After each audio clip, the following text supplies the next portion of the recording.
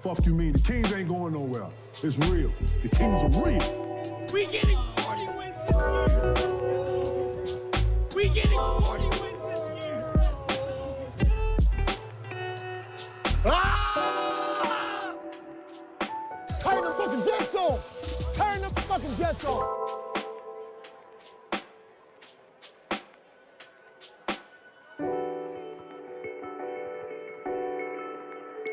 Fuck you mean? The Kings ain't going nowhere. It's real. The Kings are real.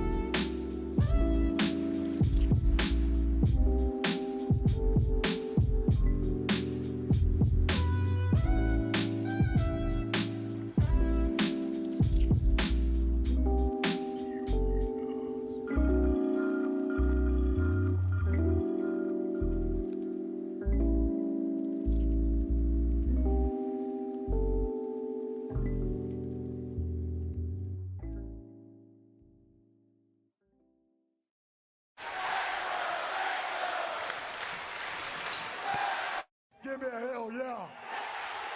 Ooh, you know what time it is. Arm the laser. I'm in the laser! Begin laser ignition!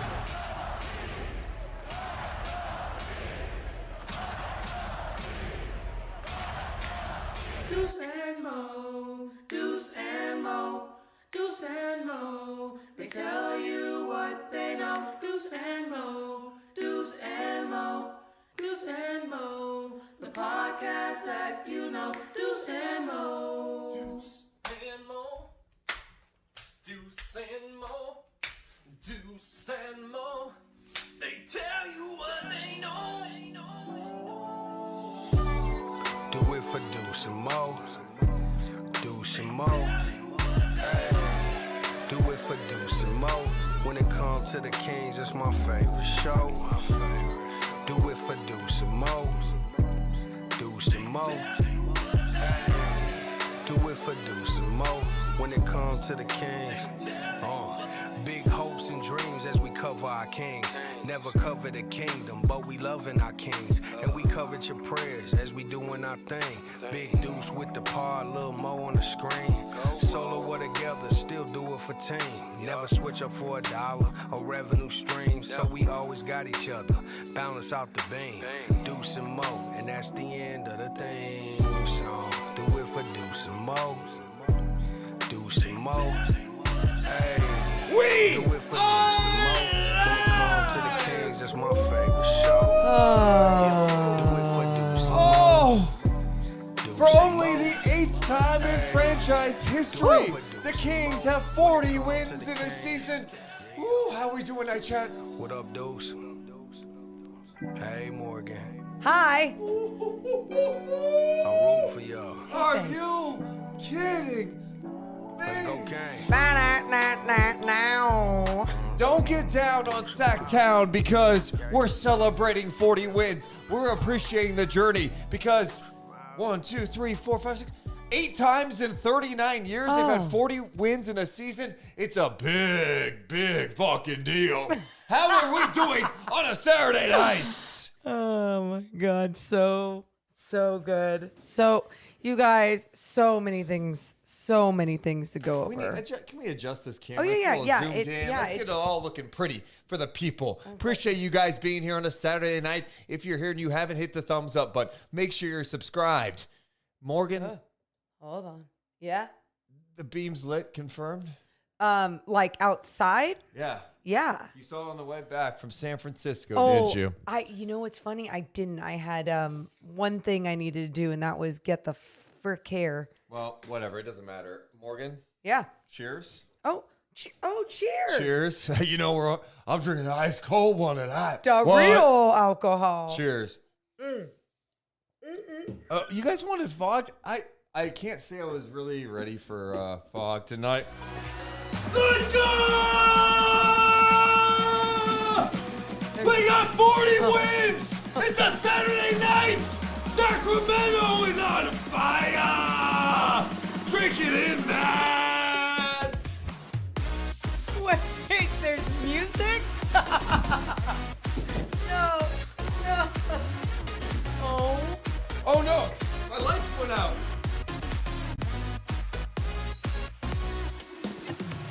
Nope, it's just leave it. Just leave it, bud. You're done. No. I like if there okay, you did it. So resilient. Can always depend on Deuce to bring the party in. Literal party music. I am so. How are we doing on a Saturday night? I know people are watching at home right now. They're dancing. They're enjoying it. Drink it in. They're dancing. They're dancing. I thank you, one, for having the window open. Two, love being surprisised by just something new, even if it is the music. Whew. There's a lot of fog tonight. Did I overdo it? Yeah.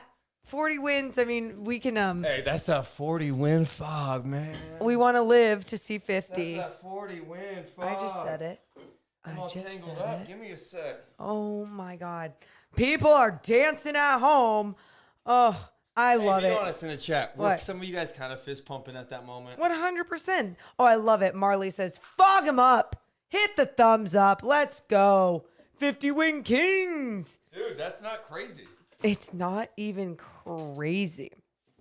This is one, a lot of fog. Two, just one of those.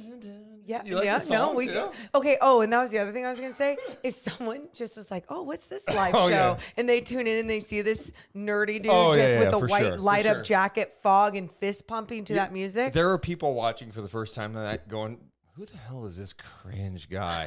I don't care. I don't care. Buy in, be Wow. yourself, always. I did a little crazy on the fog, I think. Thank you. It's juice. Come on, just open the window more. It's open. No, you got just make it and then put on a sweater if you're cold. I'm not cold. Well, I'm red hot. keep both windows open. Can I talk about my experience on the way home really quick before we start the pod? Yes, you can. Or do you want me to save it for the pod? I mean, you can do both. Let's talk to the people for a second. Yeah, yeah. You guys, so on the way home, I thank goodness I have something to listen to, and I listened to Cowbell Talk space on Twitter. Yes, whole love bunch them. of Kings fans. They're just amazing. Megaloo was leading the way tonight, and Deuce called me at one point just to be like, "Hey, like, how far are you?" And I'm like, "Oh, I'm this far, whatever." And I just was like trying to explain to Deuce. I was trying to explain to him how special this Twitter space is. It's this Kings community, basically, right? And I just start tearing up because the spaces, people were tearing up in there just talking about how special this team is, how special this community is, how special everyone is. A lot of Deucemo shout outs, by the way, which thank you. So you guys obvious, are so for sure, yeah. not obvious. You guys are like so sweet to even include that ever. But truly, just how everyone takes care of one another, whether they need tickets, whether they need help with their family, whether they just need a vent about a bad game or celebrate 40 wins. Everyone is there for each other. And my God, it just is something that I am so, so lucky to be a part of. Morgan, it's a special community. It's a Yes. community that's been through so much over the years. And, it's so easy to make fun of, Sacramento, playoff drought. Kings fans appreciate some of the smallest things over the years. And for them now to get this opportunity to watch a good team, it's just so refreshing. I'm born and raised in this city. All right, I got into this business because I fell in love with those early 2000s Kings. So to feel that type of magic again, to connect with a team like this, it's epic. And the Kings fans are they're just different. And Different. we can go ahead, and I know every fan base says, no, our fan base is the best. And it's cute. It's cute. It's so cute. There's no one like it. I I saw a Hornets fan going, well, we haven't even been this far in the playoffs before. You've been to the conference finals. No. The Kings tonight, I'm going to say it for a third time. I'll probably repeat it a fourth and a fifth. They have their 40th win of the season tonight. They've won 40 or more games just 8 times in 39 years. There's only been 2 coaches to win 40 or more, Rick Adelman and Mike Brown. That's it. Done. There you right go. There. So you want to talk about pain. You want to talk about frustration, sadness, depression. We felt every range of emotion. This team was almost gone to Anaheim, Seattle, Virginia Beach. What? But guess what? They're here. They're here. The vibes are immaculate. Oh, yeah. And we're here to enjoy it tonight. Oh, I love a Saturday night chat. We're losing an hour. We lost for 16 years. You think I care about losing an hour? Good. I don't care. And it's a Saturday night, It's which a means Saturday night. we raging all night talking about everything the Kings did well tonight. What's so fun about this too is there's so many more things to talk about that are great rather than criticizing like we did in the last win against the Knicks. Also, look behind Morgan right there. You see that? That's a little Manny beam right there. The camera doesn't make it look purple, but that's a purple beam. You know, on that a 3D beam- printed golden one center courtesy of Dave Black. Thank you, Dave Black. And that beam is also lit because obviously the G League team, the Stockton Kings, got another win tonight as well. I'm loving all these Kings wins. Kings win, and the Stockton Kings clinched a playoff spot. That means Deuce Mason, Morgan, Ray, and calling a playoff game. Hey! Oh, what are you doing? I was just thinking. It's so funny in my head. Someone put the dark days are over, and all I was thinking about was that Florence and Machine song, Dog Days Are Over. Isn't that the same concept, though? I don't know. Aren't dog days? No, dog days are like the long days of the summer. But it doesn't matter. Whatever. We can still say dog days. No, you go, happiness is a king's win. Yeah. I don't know the rest of the, I guess you have some. Just get to the chorus. The dark days are over. The dark days are over. Dark days are over. See, I can't sing. No, It's yes, like, you can do it. Run fast for your fox. Run fast, opponents. Kicking in 3. Oh, it's a. I don't have it. I'm working. Actually, I'm workshopping that. I'm Yes! working. There's something there. Thanks to the chat. Oh, Deuce Mason, it's so much better when you do it. Give me a hell yeah. Oh, my God. If you're here, make sure to hit the thumbs up button. Let's go. Make sure you're subscribed. Let's get it going. We're chasing 11,000 subs. We can get there. Make sure to hit the thumbs up. We should be well over 1,000 tonight. Let's not waste any more time. Let's get the podcast started. Let me get my Zoom feed started too, because sources close to the sitch say we will have a special guest on Night Chat A tonight. special guest. Maybe special guests. Guests with an S? All right, Deuce and Mo. We're coming down in 3, 2. You all right? Yeah, I'm just telling him when to join. Yeah. 3, 2, 1. Hit my music. Deuce and Mo. Deuce and Mo. Deuce and Mo. They tell you what they know. Deuce and Mo. Deuce and Mo.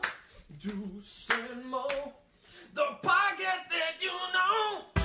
Oh, welcome into the Deuce and Mo podcast, recording this on a Saturday night, a special Saturday night, because the Kings have done something they have only done 7 other times in 39 years. Make it 8 tonight. They have 40 wins in a season. Shout out to those 3 guys who are leaving the California Classic in San Francisco. They said, we're getting 40 wins. Let's go. Little did we know we would be talking about that on March 11th on a Saturday night when the Kings go on the road. After Mike Brown called them out, they go on the road to take on the Suns. Fox and Sabonis don't even score 20. Keegan gives you 0. Kevin Huerter, he had 9, but it was the Kings benching the hero of all heroes. Kessler Edwards coming up big, and the Kings get the win in the Valley of the Sun, 128-119. They're 8-1 since the break, 40 wins. I'm Deuce Mason. That's Morgan and Reagan. How are we doing tonight? Wonderful after that recap. Wonderful. Tonight is special. Tonight we celebrate 40. Oh, all you other teams out there that have gotten to 40 all those other years, laughing about that. I don't give one shit. Actually, I don't give 4 fucks. Shout out Jordy. You got that drop? I don't give 4 fucks about winning and losing. Thank you. I do have KG too. Fuck you mean? The Kings ain't going nowhere. It's real. The Kings are real. Well, it was a big time performance. The Kings are now 40-26 after beating the Phoenix Suns tonight. Of course, no Kevin Durant in the game. Suns playing without him, but it's a Suns team that had won 4 in a row, and the Kings needed to respond. That's what I was looking for tonight. You know, Mike Brown ripped the hell out of them in the press conference after beating the Knicks the other night. Yeah. So how are they going to respond tonight in Phoenix? They responded. They didn't get destroyed on the boards. They were taking on a team that was not only top 5 in three-point shooting, but top 5 in offensive rebounds. The Kings had more offensive rebounds tonight. They had more second chance points tonight, and they had to grind this game out. There was nothing easy about it, but the thing that impressed me most, Morgan, they brought it. They brought the edge. They brought the toughness, and I'll tell you what, it starts with De'Aaron Fox, who was picking up CP3 full court in his junk to start the game. He was ready to go. They were flying everywhere defensively. Suns can still get buckets. They were knocking down some threes for a little bit. Were. You know, whatever. But at the end of it, they end up shooting 13 of 44 from 3. You hold them well below their average, which is top 5 best in the NBA. The Kings played really fun defense tonight, held them to 24 points in the fourth quarter.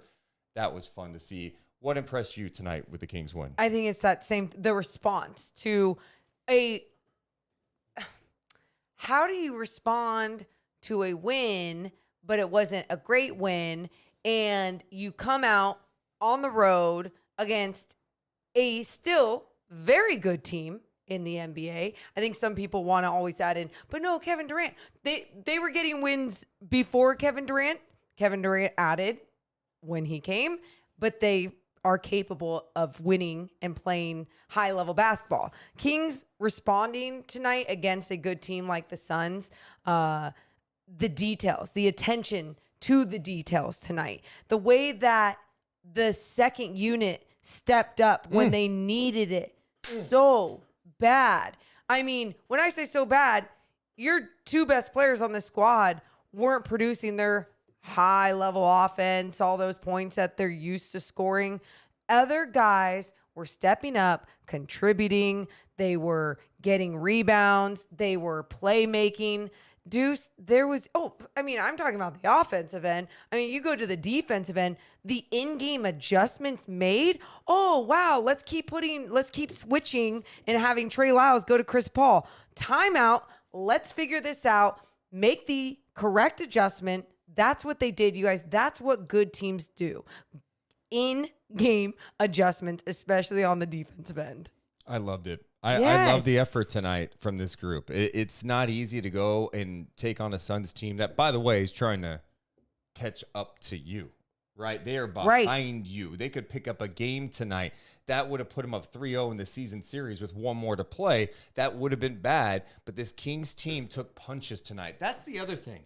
They got down. They took a fat punch in that first quarter, Morgan Reagan, when they were down 17-6. And you're going, oh, man, they're missing some shots. It felt like the Kings were trying to play with so much pace that they were taking quick shots. Not always the best shots. It felt like, hey, Mike Brown was like, push the pace tonight, but it didn't need to be chaotic. It was a little chaotic early They were in the trying game. to match the Suns' pace, and it was like, whoa, it's okay, guys. Keep playing your game. And they played their game. And I thought the other thing that really jumped out to me in that first quarter is once they settled down, Brown goes to the Kings bench, and we'll talk about that. They got to the free throw line. They took 15 free throws in the first quarter of this game.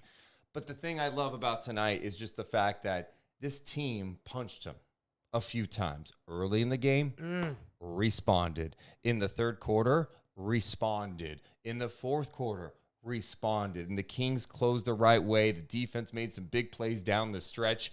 It's a significant win. It's significant not only because you go beat the team that's chasing you, but the 40 win mark does matter. And other NBA cities make, oh my God, you're getting so excited for 40 wins. It's so cute. Look, there's still, 16 games to play here. The Kings can still make some noise. I mean, I didn't think we could be talking about a potential 50-win season, but it's not crazy to suggest that at this point. The Kings are 8-1 since the break. They've won 11 of their last 14 games. The offense is outrageous. On a night in which De'Aaron Fox and Sabonis don't even score 20 points, Kevin Huerter, as I mentioned at the start, had 9 points. Keegan Murray did not score in 15 minutes of work.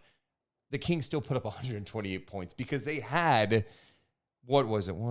7 players in double figures, including 9 players. 9 of the 10 had 9 or more in the game. You have to get contributions from everybody this time of year, and they showed up big time. They showed up big. And it was just one of those things where it gave the bench has been consistently better and better. Can you and guys it's hear it? just What up? something we really need to see in Sacramento if they want to be Let's see. I don't know if I keep can. being successful. I can't even talk. By the way, Oh, you guys I see get- we got oh, some noise in the oh, background. oh. Hang on. We got you know what? We could second screen it like this. Wait. Let's give the proper intro before you guys get amped up. I love it. Sacramento. Thank you. Okay, hang on a second.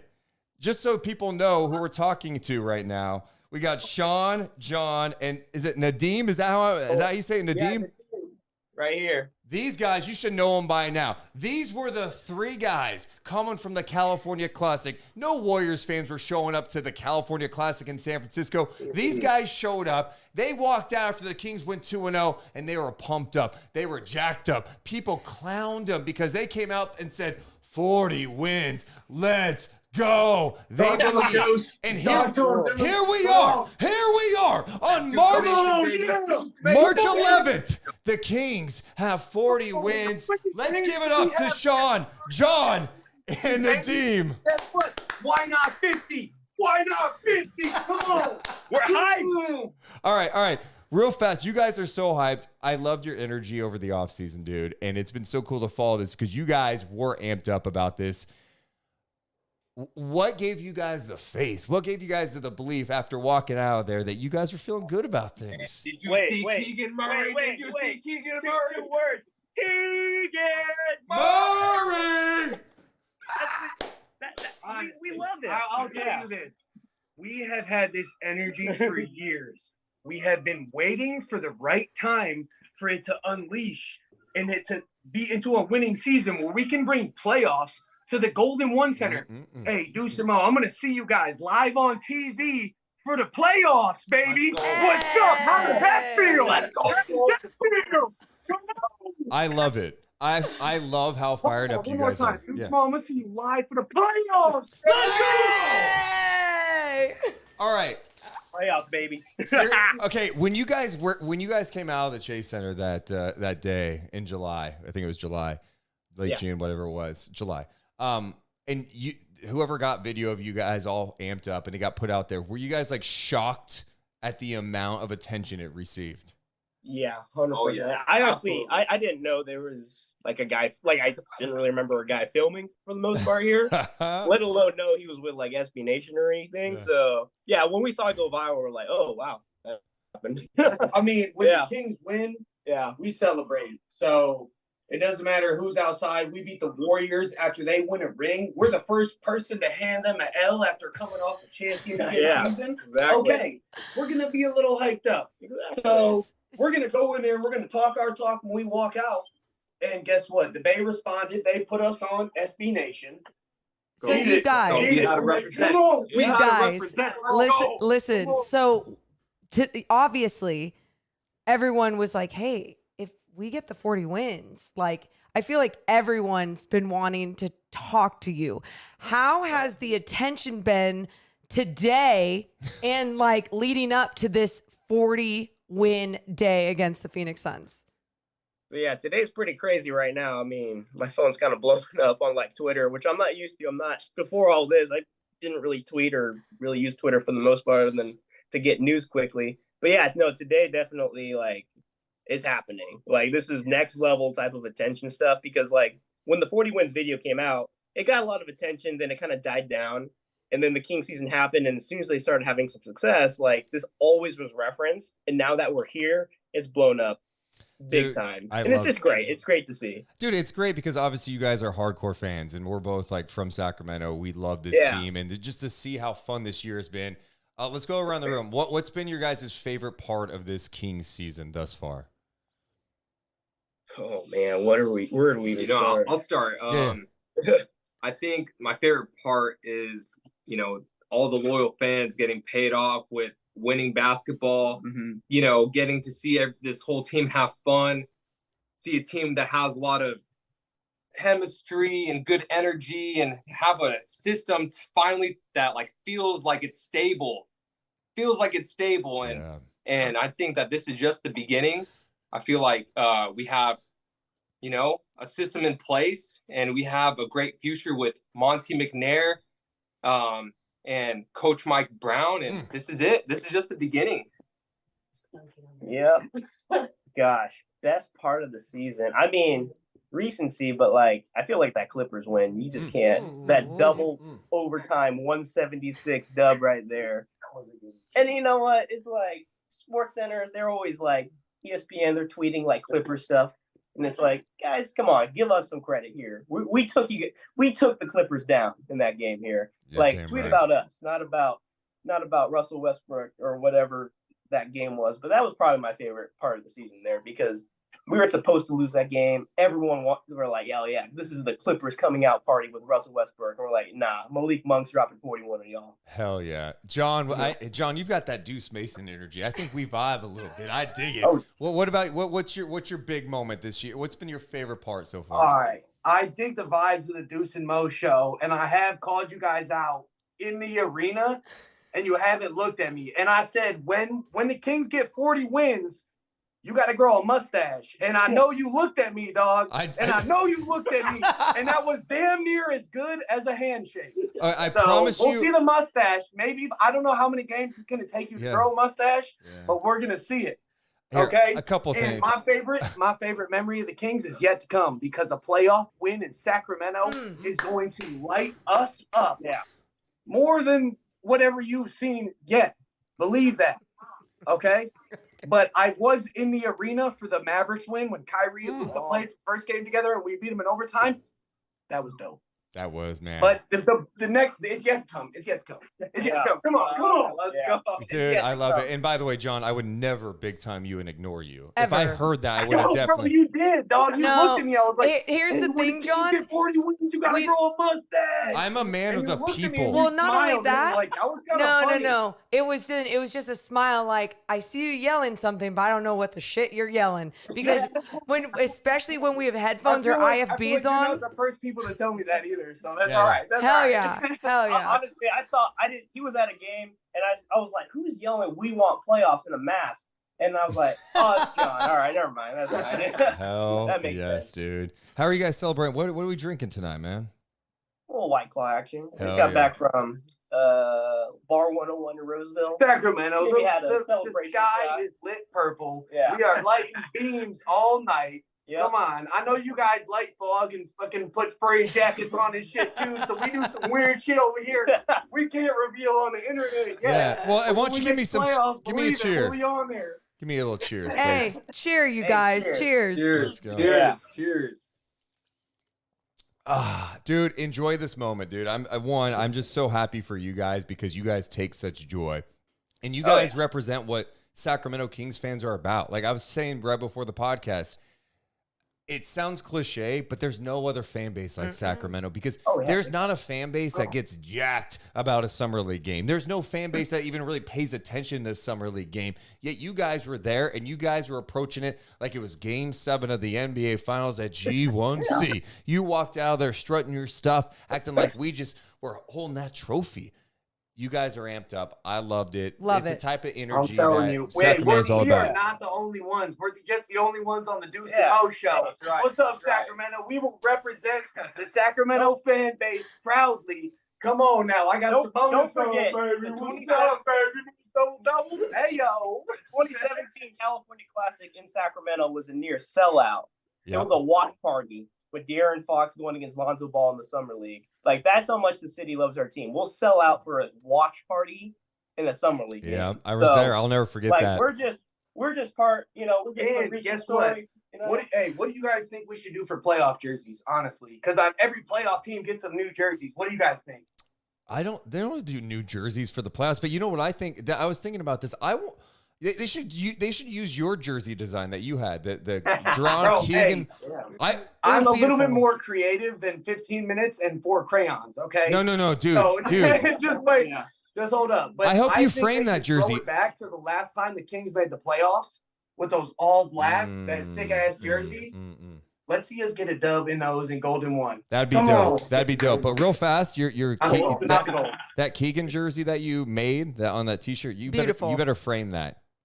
Oh, hey, can I get it signed by Keegan Murray and I'll put it on my wall, dude? Come on. Yeah. We can make that happen.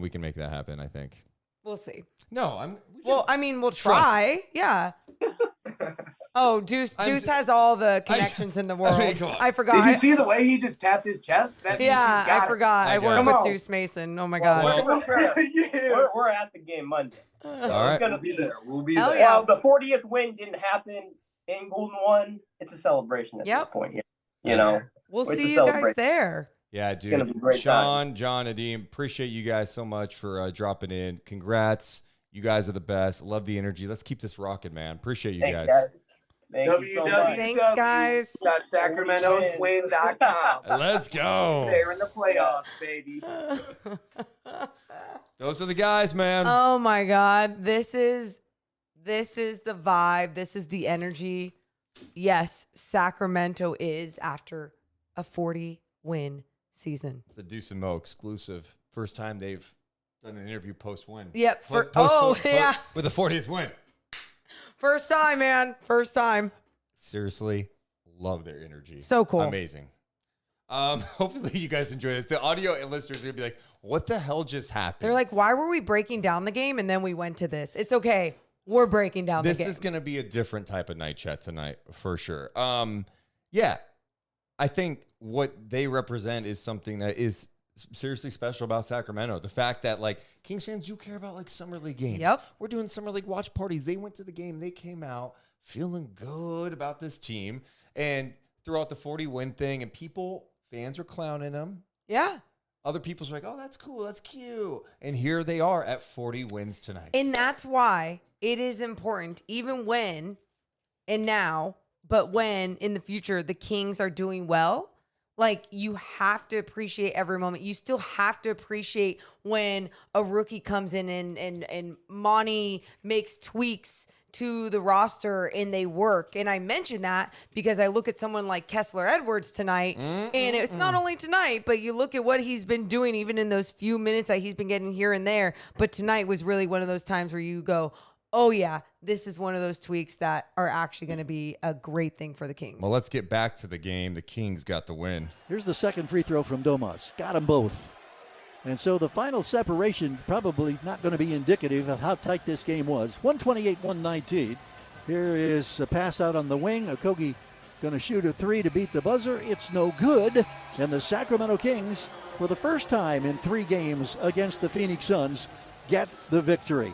The road win is an important one for Sacramento. They're all important now, coming down the stretch. But how about these Kings who've now won 8 of their last 9, 11 of their last 14. They've improved their record to 40-26. Man, that sounds so sweet from the G-Man. Gary Gerald. Yes, the Kings get the win. We talked about what we liked from the Kings defense at the start of the show before the chaos broke with our 40-win crew. We got to talk about Kessler Edwards. It wasn't Keegan Murray's night tonight. I thought the Kings don't really have a guy, in my opinion, in their starting lineup that feels like a good matchup for defending Devin Booker. Yeah. They, sometimes put Barnes on him. Keegan, I would say put Fox on him, if anyone. Sure. It wasn't working. Keegan had one of those games. You're like, he was just off tonight. It looked like a rookie out there. And what did Mike Brown do? He went to the bench, went with Kessler Edwards. So at the 6:53 mark, the Kings were down 17-6. They put Mitchell, Herter, Kessler, HB, and Sabonis in. Kessler Edwards, man, the Kings got clowned at the trade deadline. That's all they did? They just took a donation for Kessler Edwards? He's not even playing. Oh, my, the Kings need help. Look, all the teams around him. Look, I was kind of guilty of it, too. I thought, maybe the Kings are going to do more at the deadline. They did not. Didn't. But in a meaningful game, Kessler Edwards, who, by the way, is just 22 years old. Right. He's got great size, 6'8", 6'9", 6'11" wingspan. Came in and made life difficult for Devin Booker. Yep. And Devin's going to get his. He's a great player. He's one of my favorite players in the league, but Kessler Edwards came in and was ready. And he did the same thing, you guys, against Anthony Edwards. It was a small sample size, so I was like, all right, everybody calm down, right? Like, you didn't want to get too excited about it. But he has that modern-day NBA body. He has that length, like you said, the 6'11 wingspan. He's young. So for him to be able to take up so much space with his arms out, his arms up, stay vertical, hands in the passing lane, and then be able to move laterally pretty well. It's exactly the type of player that the Kings were missing. Now, so many others wanted a player that would just be like, hey, can he score and be this defensive player, this two-way guy, wing, right away, especially not knowing Harrison Barnes' future. Whatever you have in Kessler Edwards, you have on both ends of the floor. And you don't need him to add a whole bunch on the offensive end because you already have guys who produce at a high level. But, he still showed up on the offensive end as well. He was so big tonight. And he came in and played physical, too. Like, he was not only getting into Devin Booker, playing the passing lanes well, contesting his shots, he was rebounding the ball. He came in tonight. Kessler Edwards comes in a big-time game and gives you 12 points, 7 rebounds. He also has a steal. He did on 4 of 6 shooting, including 2 of 4 from 3. Yeah, this dagger late. Clutch points. The NBA's leader is De'Aaron Fox. He gives it up to Malik Monk.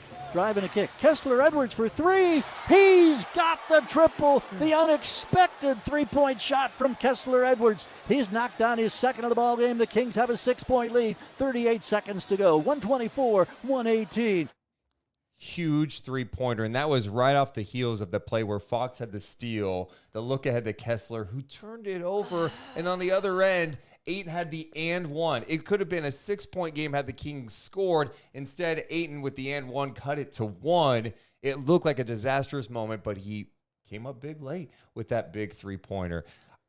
This is the type of player the Kings need, right? Someone with length, the wing spot. If you can have him be an impactful player coming off the bench, be able to defend some guys. He earned some playing time tonight. He won the defensive player of the game chain, too, from the coaching staff. Yeah, Morgan. when he was sitting at the podium, I forget who he was sitting with. Was it Monk? Chimezie Metu. When he was sitting there, he's so defined. He's so strong. Like, he has big shoulders, big muscles. Like, he has strength. Were you describing me or Kessler? Kessler. Oh, sorry. I got really confused. Kessler Edwards? No, I got it. Yeah, no, definitely not you. And seeing that, I know I hate when people take too much or look too much into, body size, and really someone can be super strong. For example, Trey Lyles, a super strong guy, and I'm not talking about his shoulders all the time, but with Kessler Edwards, you look at his body, you look at his size, you look at his length, and then you look at him as a high IQ guy too, right? He makes instinctual plays defensively, and I just appreciate what he's brought in this 1 month of playing with the Kings. Yeah, and we have seen like brief glimpses, right? He had that moment against Minnesota. We're like, oh, maybe he earned some playing time, but you got to stay ready. And I think tonight served him well. Like, he's going to get playing time. You have to think, too, back to when the Kings started the season. They had KZ Okpala. They wanted some length, a wing defender, but KZ gave you nothing offensively. Sure. And that became a major factor. Well, at least Kessler has the ability to go out there and rebound. That's something KZ kind of struggled with, too. He rebounds, and he can hit a shot from the outside. You don't need him to score 20 points a game. You need a guy that's going to come off your bench and give you something. The bench was everything for Sacramento in this win against the Phoenix Suns. Yeah, and you talked about the rebounds, too. I know you already mentioned the 7 rebounds, but you think about going up against a team like the Phoenix Suns, who are one of the top offensive rebounding teams especially, and you know what just happened last time against the New York Knicks. They got a lot of offensive rebounds. They got a lot of second chance opportunities. Didn't happen as much tonight for the Phoenix Suns. They ended up with 7 offensive rebounds, which led to 7 second chance points. And I love the hustle from everyone, but truly when that bench came in, Deuce, especially Trey Lyles, just things were changing. Yeah, Trey Lyles hit some big shots again tonight. I mean, Trey Lyles has just been steady, especially since the All-Star break.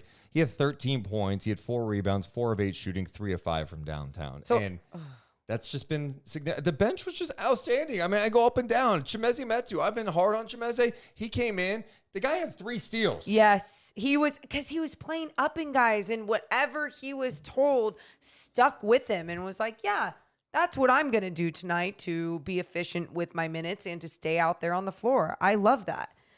Is that okay that I'm officially a Trey Bay? I think we're all Trey Bay. Hey, chat, you guys all Trey Bays with us?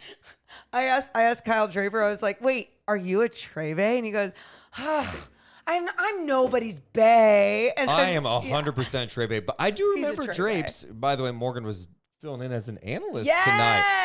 let's go. With Kyle Draper. And I remember Kyle last year talking up Trey Lyles a lot. He loved Trey Yeah. Lyles and was like, hey, is he going to be the answer at that 4 spot? And I think we all were wondering if that's what Trey Lyles' role was going to be. And you see what he really can do as that backup 5, small ball 5, that pick and pop, that his ability to stretch the floor. I mean, his defensive game and his strength alone to hold his ground when bigger guys are going at him. There's so many great things that Trey Lyles does. And tonight, adding those 13 points and hitting 3 of 5 from beyond the arc is just some big moments from him.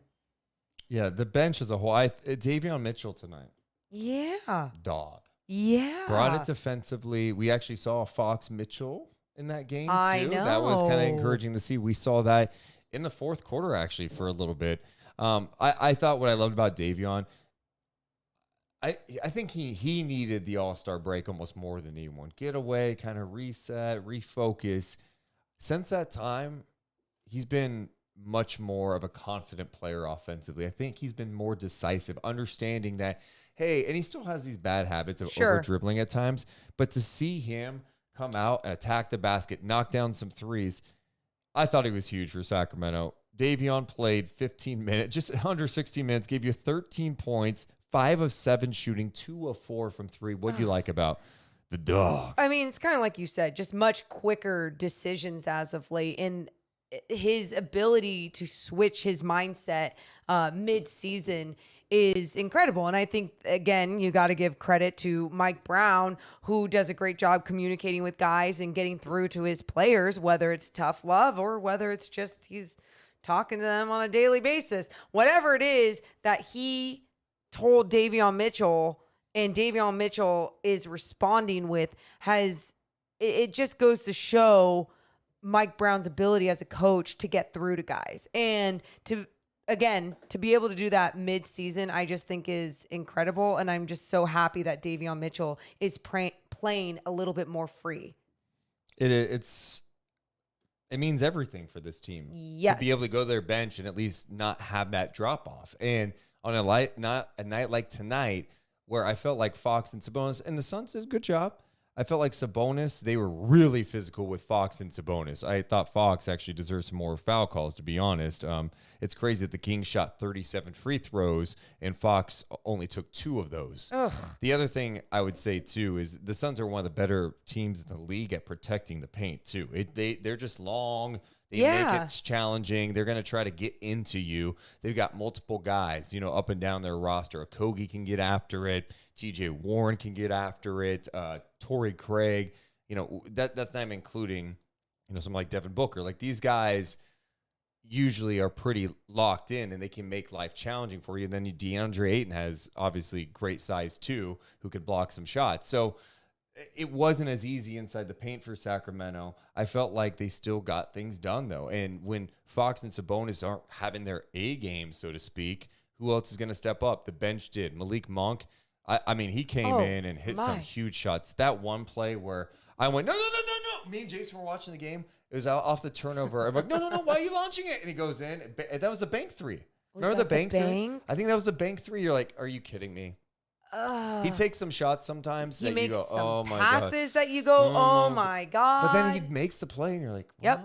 Yep, or someone else makes him look good with it, and it's like, oh wow, he started with that. He's the one that created. And Deuce, the last 3 minutes, I think it was like the last 3 minutes and 30 seconds of that third quarter, he had scored 10 points in that final 3:30 of that third. And Dude. I mean, he was just that energetic boost that you needed late in that second half, and he added that. It's I just love, again, how he responded, because we saw how he played in that first half against the Knicks and then didn't see much playing time in that second half. And that can ruin a guy's confidence, especially with someone like Malik Monk, who walks around with so much confidence. And then Frankie Cardicelli put out some video at practice the other day. You know, they were like making Malik Monk do push-ups or whatever. And you just felt this good vibe, this good energy of whatever was going down with them. And you just see it translate into these games with the way that they play with so much joy and they share the basketball. We haven't played this game in a while. Oh, what game? If I would have told you. Oh, no. If I would have told you before this game. No. That Fox was 8 of 22. Had 18 points. Sabonis had 17 points, but he only had 8 rebounds. Mm-hmm. Keegan Murray gave you 0 points in his minutes. And Kevin Huerter had 9 points. Yeah. Devin Booker had 28. And then Chris Paul had Chris Paul had 16 and 16. Yeah. And DeAndre Ayton had 22 and 12. What would you say? I would say, oh man, that's a tough loss. night for the Sacramento Kings. They lost. Tough night. Yeah. Not with this second unit. Not with Kessler Edwards. Which, by the way, if you would have told me that Kessler Edwards had this game tonight, I'd be like, who got hurt? Right? Right. I mean, like, truly, that would have been my first thought. Again, this is just Mike Brown. Let's stop talking about, is he going to win Coach of the Year? He is Coach of the Year. Sean Cunningham, we love Sean. What did you Sean? You love Sean, right? I love. What did my Sean say about my Mike Brown? On the Kings Beat podcast. Sean was saying, he's a camp. I want to vote for him. Oh, I'm going to pinch the shit out of Sean on Monday. One of the most ridiculous Sean takes I have ever heard in my life. Mike Brown's a Coach of the Year. Mike Brown has brought winning back to an organization that hasn't felt winning in 16 years. He took a team that was ranked like 25th in offense, and now they score like 125 points every single night, on pace to be one of the highest scoring teams in league history, the best offensive rating in NBA history. They're clicking, they're rolling, coming out of the break, they're 8-1. It's insane. But my point is, Mike Brown ripped these guys to the media, and he definitely ripped them in the locker room. He's going to get after it with those guys. But you listen to every one of them after they got ripped. Sabonis, Huerter, Barnes. They're like, yeah, this is what he does. He's held us accountable. This is our culture. I saw someone in the chat a few minutes ago, probably like 10 minutes ago, and I should have wrote down the name. They're like, he's like Greg Popovich. No, the Pop thing is 100% real, in my opinion, because he is going to get after you, and he's got standards, but he's going to love on you too. He's going to get after every player. Yes, this is it. And something he said yesterday after practice stuck with me, and it's a story he's told before. He talked about the end of the season one year where he was with the Spurs staff, and they were having the end of season meetings like they do with each player. And they were talking about, oh, what are we going to do with Tim? And Greg Popovich says, I'm just going to thank him. And Brown's like, what do you mean? You're going to thank Tim Duncan? Yeah. He goes, yes, because he allows me to coach him. And Mike's point is, because De'Aaron Fox allows him to coach him hard, that Domantas Sabonis allows him to coach him hard, it allows Mike to coach everybody that way. When your best players want to be great, Fox and Sabonis want to be great. When your best players want to win, those guys want to win. They will do what it takes because Mike Brown is real with them. And he wants them to be great. He gives them confidence, but he also holds them accountable. He's what you want in a coach. He is the perfect coach. And I'm sorry, it is. It's the best hire they've had. I mean, it's Rick Adelman is a Hall of Famer. I love Rick Adelman, and this is by far the best coach they've had since Rick Adelman. 100%. And it's crazy how life works because Mike Brown interviewed for other jobs before this, did not get them. Who knew if he was going to ever get a job? He got a job in Sacramento, and he's helped reshape the mindset of this organization. It's taken everyone. We talk about this whole team on the floor, but think about the moves Monty McNair made but Mike Brown has set a culture. This team's got a soul like he wanted. It's just amazing. I mean, honestly, we talk about getting emotional tonight as Kings fans because they win 40 games. This is why, because this is what we have wanted.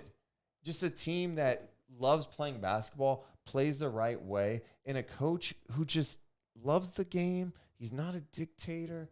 He's just a great coach. This is what's that's how every coach, boss, manager, leader should be. They should be relationship based. So then when they are going to ask for more out of you or criticize your work, being on the floor, in an office, whatever, it's not coming from a place of this has to be better, fear, fear, fear. Let me scare you so then it gets better. It's coming from a place of love and respect. And I trust that you're going to do better. That's why I'm taking this time to alter your mindset. That's why I'm taking this time to criticize your play and tell you what you need to do better. And he just does that on such a high level, which I think he has brought his entire coaching staff to that level. And you have to have the right players in place. And I'm not even talking about from a talent standpoint. I'm even just talking about from mindset. Exactly. People that are willing to allow their minds to go places and allow their bodies to go places that they thought that they could never go. You had two of your best players both dive on the floor for a basketball tonight. This is NBA basketball. This isn't college. Mike Brown brings that college shit, that type of culture to this team, to this locker room. And that is why people fight and love the hell out of, or like fight for him and love the hell out of him. He not only called out his team for the rebounding, which they responded with in a big way. They were out rebounded technically by 1 today, but the offensive rebound, they did have the advantage in that and second chance points. He called out Fox and Sabonis for a couple of things. Mm-hmm. He wanted them to bring it more. Mm-hmm. He wanted them to talk more. They were talking. Fox brought it tonight. You can do the box score watching and go, well, he had 18 points on 8 of 22, 6 assists, couple steals. The guy was so physical everywhere. Defensively. Yes. He was into it. He missed some shots tonight. He missed some good looks. They played some good defense at times. But the big shot late, what did Fox do? Fox walks the dribble into the front court. Wants Harrison Barnes to set a token screen. Fox now at the elbow. Pulls up. 15-footer. He's got the bucket. The De'Aaron Fox off the bounce makes it 121-118. That was a big shot late by De'Aaron Fox. When they cut it to 1, he comes down calmly, gets to a spot. He hasn't had a good shooting night. He doesn't give a shit. He's going to take that shot and make it. Sabonis had a couple of big buckets in the fourth quarter. But the other thing that I liked, Morgan, not only the edge that Fox was playing with, the edge that Sabonis was playing with. He was getting physical down there. He was trying to get rebounds. He was doing everything he could with guys all over him, draped all over him. There was one sequence. It's 85-83 in the third quarter. Suns have the lead. Yeah. There's a foul. Kings, Malik Monk's going to the line. Sabonis brought the team together. Let's talk about this shit. They've closed the gap here. They've got the lead. How are we going to handle this? He asked Sabonis and Fox to be better leaders. He asked them to talk more and hold his team accountable. And they're coachable. This is what makes his team special. So we're getting to the point now where you're like, around the NBA, this is a cute story. The Kings are having a good season. No, this team's still the number 2 seed. Legit. And we're in it's March 11th. Like, they're a good team. And they just won 2 back-to-back games against teams that are good. And I know they've had some fortune taking on teams that have been shorthanded. Can't hold it against the Kings for staying healthy and fighting through injuries. Fox's hamstring's been bugging him. Go. His wrist has been bugging him. Keegan's played through injury. Sabonis has played through injury. Like, these guys are even tonight, Sabonis fell to the ground. Like, his knee and ankle were bugging him. Yeah. He's got the hand thing. These guys are dogs. This team is full of dogs. And I'm loving it. I'm absolutely loving how they came out of the All-Star break. We all wondered, could they even stay in the top 6? they're staying in the top 6. This team's going to the playoffs, and it's amazing. It's one thing to talk about it and to want it. It's another thing to be able to back it up. And they're backing it up in every way possible, just like Deuce was saying, playing through so many injuries, playing at a high level, responding to criticism, making the correct adjustments throughout this season. And then seriously, since the All-Star break, understanding the importance of the last games that were ahead. And they've really have done a great job of staying focused, staying locked in, and pulling out a win, whether it was an ugly win or, a not great win, I guess, against the Knicks. When I say that, that's so hard to say because I still enjoyed that win in so many different ways, but I understand from a locker room perspective of why you wouldn't. So, yeah, it's on a different level. Well, the defensive player of the game chain went to Kessler Edwards. Here's how that went down in the Kings locker room after the game. Like Coach said, I want to give Mezzi credit here, but don't ask who's the chain for. Kessler.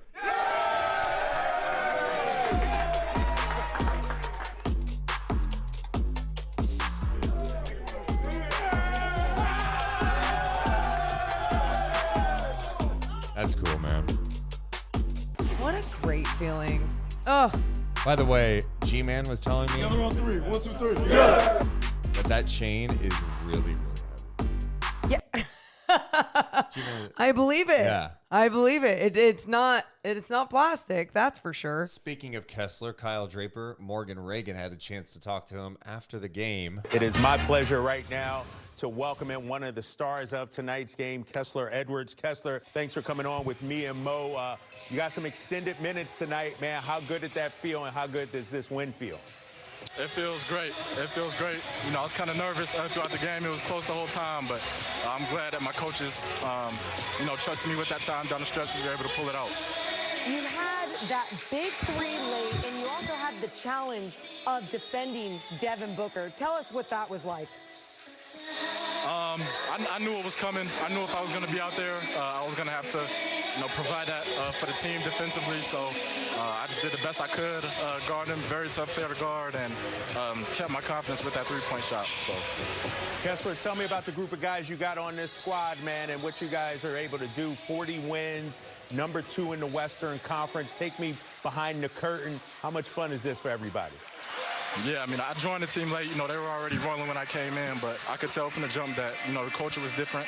These guys are close with each other. They play very unselfishly on the court, so I admire that about this group. Yeah, you've been around them for 1 month. What so far has really made this group different, made them special? I think just how much of a team they are, how disciplined we are. I think it starts with Coach Mike Brown. He has us just playing very hard every time we get out there. So probably that. Kessler, you're one of 7 teams, I believe, with 40 or more wins. Obviously you play with some stars in Brooklyn, but this Sacramento Kings team to have 40 wins and be one of the top 6, 7 in the NBA, how does that feel? It feels good. I'm excited for playoffs. Hopefully we can keep this thing rolling up until then. So, yeah, I'm excited. Let me ask you one last question. You had that turnover, bro, in transition. Did you feel like you needed to make up for that thing and knock down that big 3? How good was that? Yeah, I definitely did. I just tried to stay poised. I made a couple mistakes down the stretch, but, everyone's telling me just stay confident, and they trusted me with that, so that was all I needed. Hey, man, you hit that big 3. Congrats on the win. You were a huge part of this one. Go enjoy this one now. Yeah, appreciate you guys. Thank you. All right, my guy Kessler Edwards helping. There's Kessler Edwards with Kyle Draper, Morgan Reagan. That's you. That's me. On NBC Sports California after this Kings win. What a sweet dude, too. I appreciate his just anyone that takes the time after a game. Like, I always think about the guys that come up the stairs after a game. I think I asked Keegan, I'm like, coming up those stairs after a game hard? No, we always do stairs. Yeah, I'm just like super excited. We have not done this yet. What? Let's give a huge thank you to everyone watching us live late on a Saturday night. Appreciate you guys being here so much, experiencing this tonight with us. 40 wins for the Sacramento Kings. If you haven't yet, make sure to hit the thumbs up button. We should be at like 600 right now. Let's hit the thumbs up button. Make sure you're subscribed to the channels. We chase down 11,000 subs. You guys are the best. Shout out to all the people who have also donated tonight and who have subscribed. There's a lot of people who have become members thanks to Kenneth, who donated 50 subs tonight. Wow. Let's go. Thanks, Kenneth. Appreciate Taste the Ginger, who subscribed. Kings41. Martin became a member. 9 straight months for him. Same with Davion Fanatic. Thank you so much to Ramomar15. He donated $10, saying our Beam Team community is a goddamn family. Appreciate that. Thank you, Mr. Turtle. Thank you so much to Leezy, too, who's now a member. He's been a member for 10 months. By the way, thank you everyone for always supporting us. I mean, just even being here and everything. And as we continue to talk about also this fantastic community and fan base, I just want to remind everyone, April 14th, circle your calendars, because that's what we always do now. Circle your calendars. Reminder in your phone. Reminder in your phone. Do some O. Live show. Details to come. Friday night? Friday night, baby. It's going to be the night before the playoffs. The night before the playoffs and all. Ooh, we might have some Beam poems. And all through the house. I might be trying to connect with the place to make some cookies and Beam. Yeah, I mean, I'm excited for the live show. We'll announce the details to it. Just let you know. Sometimes I just feel like, it's so funny. We're looking at different venues, and I'm not, this venue might be, is it big enough? It's a question. Oh my God, you go back and forth now. I know. I do. Whatever. In the chat, Tim says, why not win 50? Well, Morgan, with 16 games to go, it's not ridiculous. I know. And I think that's what's crazy. I mean, I think if I thought best case scenario, I think I said before the season, 44, 45 wins for this group. Well, if they only won 45, that would be beyond disappointing, because that means they'd be like 5 and 11 down the stretch. So we don't anticipate. I mean, they're going to be pushing 50 wins this year, which is just remarkable. It's flat out insane. This team has not had that. This franchise hasn't had that type of success in a long time. What's so great about it, though, and I think we all feel this, it's definitely not fluky. Like, what is in place right now with the Sacramento Kings organization is sustainable for a bright future. But the one thing I will say to everybody, and someone else said this in the Cowbell Talk Twitter spaces I was in, they were like, hey, next year, it's not promised.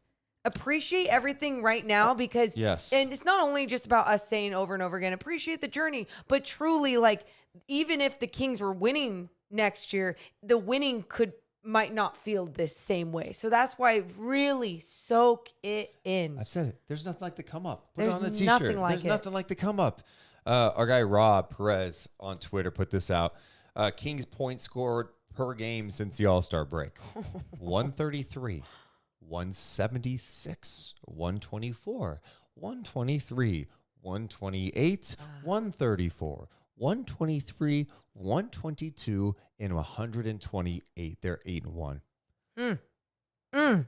The fewest amount of points they've scored since the All-Star break is 122 in that win over the Knicks. Insane. I mean, truly, it's again a high-powered offense that is playing good basketball to make those buckets, to put those points up, not just shooting a shit ton of threes and crossing your fingers. Truly, what they are doing to execute on the offensive end is incredible. And I think we haven't even mentioned him, but Harrison Barnes, leading scorer, 19 points tonight. Just a little silent 19 points. We didn't really talk about the starters, because I thought even Fox and Sabonis had some big moments still in this game. But you're right. Harrison Barnes had 19 points, 6 rebounds, 6 of 10 shooting. He got to the free throw line 6 times, made all of them. So, major love to HB tonight. And looking at the standings, the Kings are still in that number 2 spot. Memphis did win tonight. They were shorthanded. So was Dallas, playing without Luka and Kyrie. The Kings still ahead of the Memphis Grizzlies at that point, and with the win over the Suns, that's significant. The Kings gain a game, so they now have a 3.5 game lead on the Suns. And you look at the loss column, they've got 26 losses. The Suns have 30. The Clippers, they're not going to catch the Kings now. I mean, they're not. The Kings have the tiebreaker, and you look at the loss column, 26 versus 33. The Warriors, they won tonight. They came back and rallied to beat the shorthanded Bucks playing without Giannis. Steph Curry was magical down the stretch. Kings have a 6-game lead on them. So right now, it's like they're going to be battling, take care of business. They should be in the top 3 or 4. Is it weird that just looking at the standings makes me emotional? Like, I actually feel so many feelings looking at this, and I like smile from ear to ear. And even Kyle Draper, when we went over the Western Conference standings, he's like, "You are so giddy. Why are you? This is on live TV. Why are you smiling?" I'm like, "We don't see this. We don't ever see this, and this is just insane to actually have it on paper, on the internet, on a graphic, whatever, in front of my face, saying, oh." Your team that you not only cover, but you've been a fan of since forever is this good. Is this good now?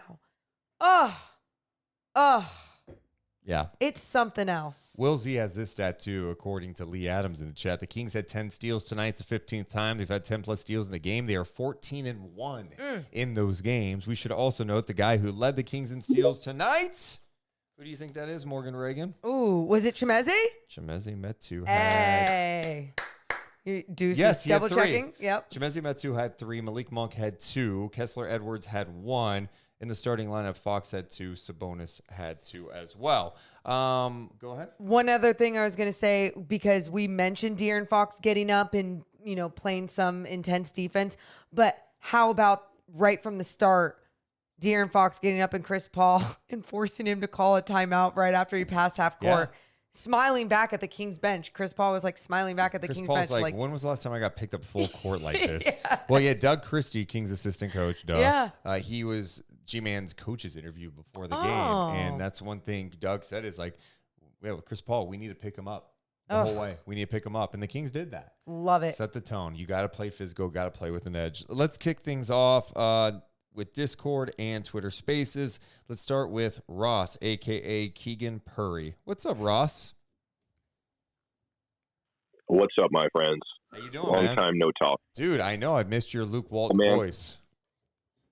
You know what? I'm wonderful, man. I don't have a lot on the basketball side. I just wanted to call and give you guys props for such a great platform. And the radio show, you guys are doing an insane job. I was curious how it was going to translate because it's a little different vibe at night. It's very like free flowing and relaxed, and you guys are just absolutely killing it. Just pure entertainment. It's just wonderful vibes. I just wanted to give you guys a big shout out for that. I'm glad you say that because we don't feel like that all the time. So thank you so much. To be honest. Oh no, 100%, man. It's I get the same vibes. I turn the radio on. I'm driving around. It's great stuff. Appreciate that, man. Appreciate that, man. 40 wins. 40 wins. We were talking to you last couple of years during some of the dark days. This feels surreal to you. Yeah, it's pretty nuts. I'm actually trying to the last time I called, and I think it was about maybe 30 games ago. It was that Phoenix game that we lost, and we were kind of like battling down the stretch in the fourth quarter, and they just kind of pulled away, and we were having that conversation saying, this team has everything you need it to. They're playing the right way, whether they're down or up. They're playing one possession at a time, and keep our heads up because this is what good basketball looks like. And the teams that are beating us are the ones with this chemistry and synergy, and we just don't have it yet. And we said, who knows? Maybe it'll be the end of the year, maybe it'll be 2 years, but we're building towards something. And I'm blown away how fast it kind of has come together. And the last 10 games, it just seems like it's a huge, like enormous game saying like, this is the biggest game we've had in 15 years. And they have yet to like slip up. So I have no clue what the ceiling is on this team. Yeah. It's wild to see something that King's Film Room just put out there too, is that they put up 128 points tonight. Yeah.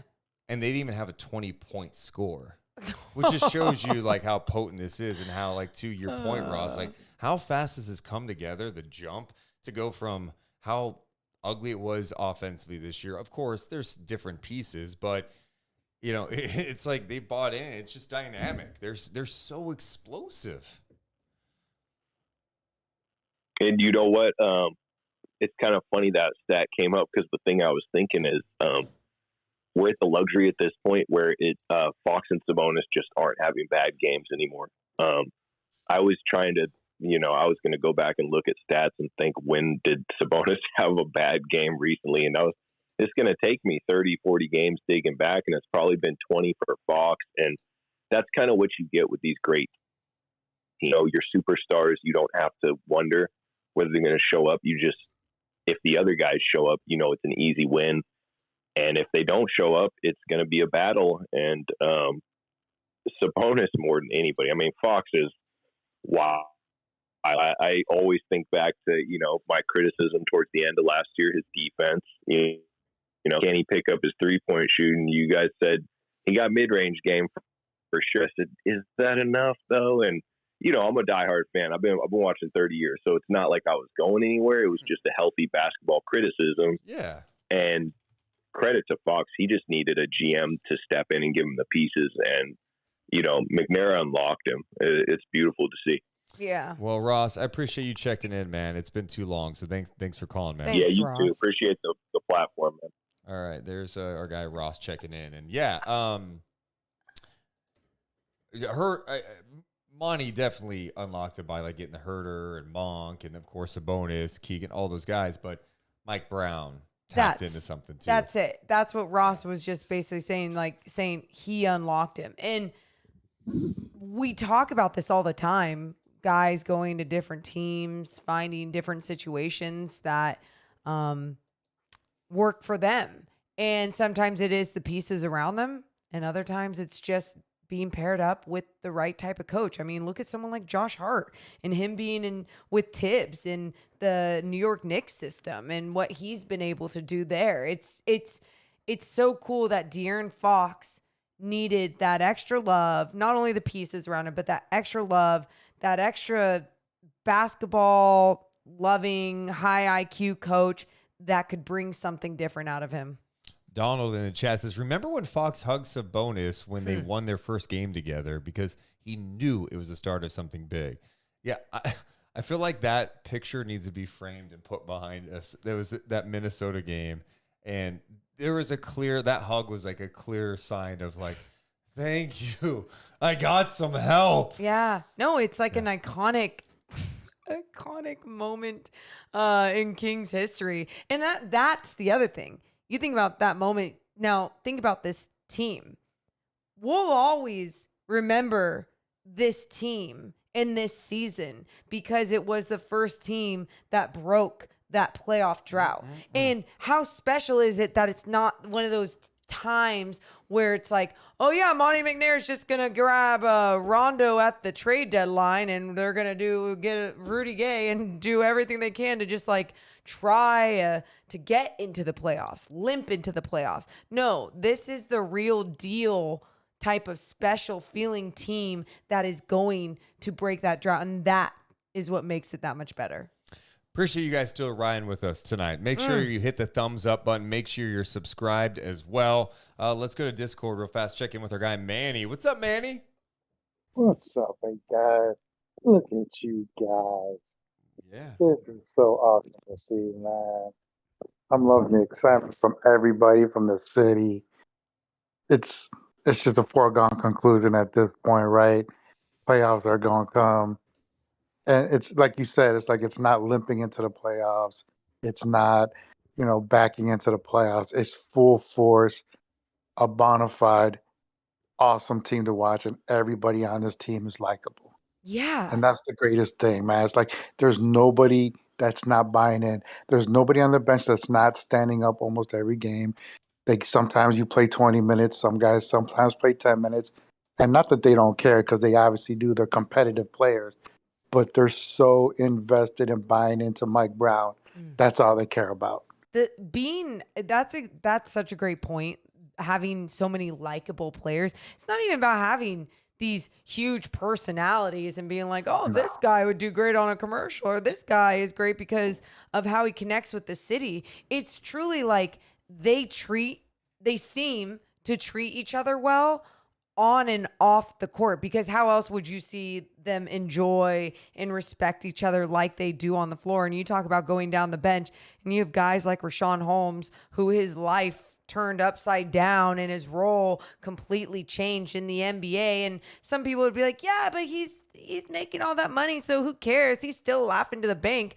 It doesn't matter. If you're a competitor, and I'm talking not even in just sports, I'm just talking about in anything in life, and you love what you do, you don't want to be at the bottom of the totem pole. You want to find a way to still be elite. And I know Rashawn Holmes has that mentality. So for him to buy in like this, Manny, has just been incredible. I mean, think about it. Like, I think sometimes people forget, like, everybody that's on an NBA team, I don't care if it's the first man or the 15th man, they were the man somewhere at some point in their careers. You just were. You were either the best player on your high school team, you were one of the top 5 players on your college team, and now you're in the NBA, right? The pinnacle of all of the sport. And I'm sure it's humbling for a bunch of the guys, right? It's an adjustment that you're not, but you get an organization like Sacramento is right now. You get a coach like Mike Brown is right now, and you realize that you might have a role some nights and might not have a role other nights, but you're buying into the whole grand scheme of things.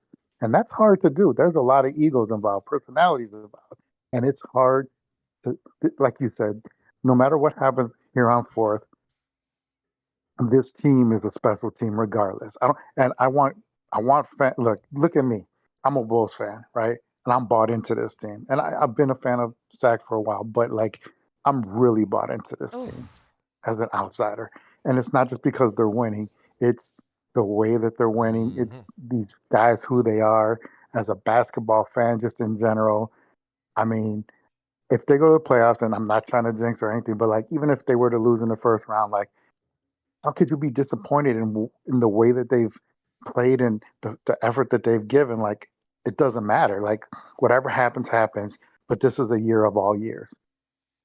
Preach, Manny. Thanks for checking in as always, dude. And just tell Billy Donovan to like really tank that game. Was it next week when the Kings play the Bulls or whenever that is? I'm actually going to be. I'm not going to lie. I'm rooting for the Kings that game, and that's blasphemy. That is such blasphemy. No, it's not. I mean, your team's not doing it. I mean, what's your team doing, right? But it's still, even if the Bulls, I've seen the Bill Cartwright coach era where they were horrible, and I still rooted. But like, I'm here with you guys on the ride. Let's go. Let's go as far as we can go. Appreciate that, man. Appreciate that Thanks, so guys. much. Love you guys. All right, love you too, Manny. He is the best. Off topic says, my anxiety is growing with every game, but in a good way. This feels so good, enjoying the ride. Yeah, it got a little intense tonight. The way it was tracking at one point, I'm like, oh no, is this going to be like the Clippers game? Like, are we headed? If you think this gives you anxiety, buckle up. Just wait till the playoffs. I don't know if I'm ready for this. Yeah. We're Sacramento. We don't have experience. It's been a minute. It's like being new parents. It's a playoff birth. And it's not spelt the same way.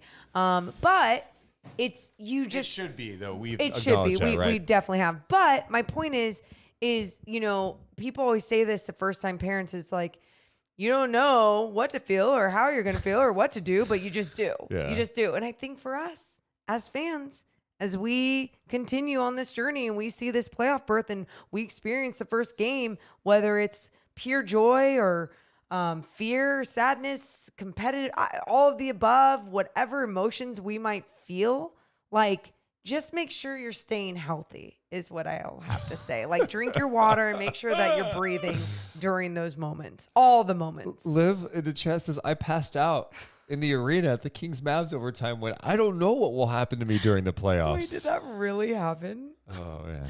That is hilarious. Let's check in with Keith Judd.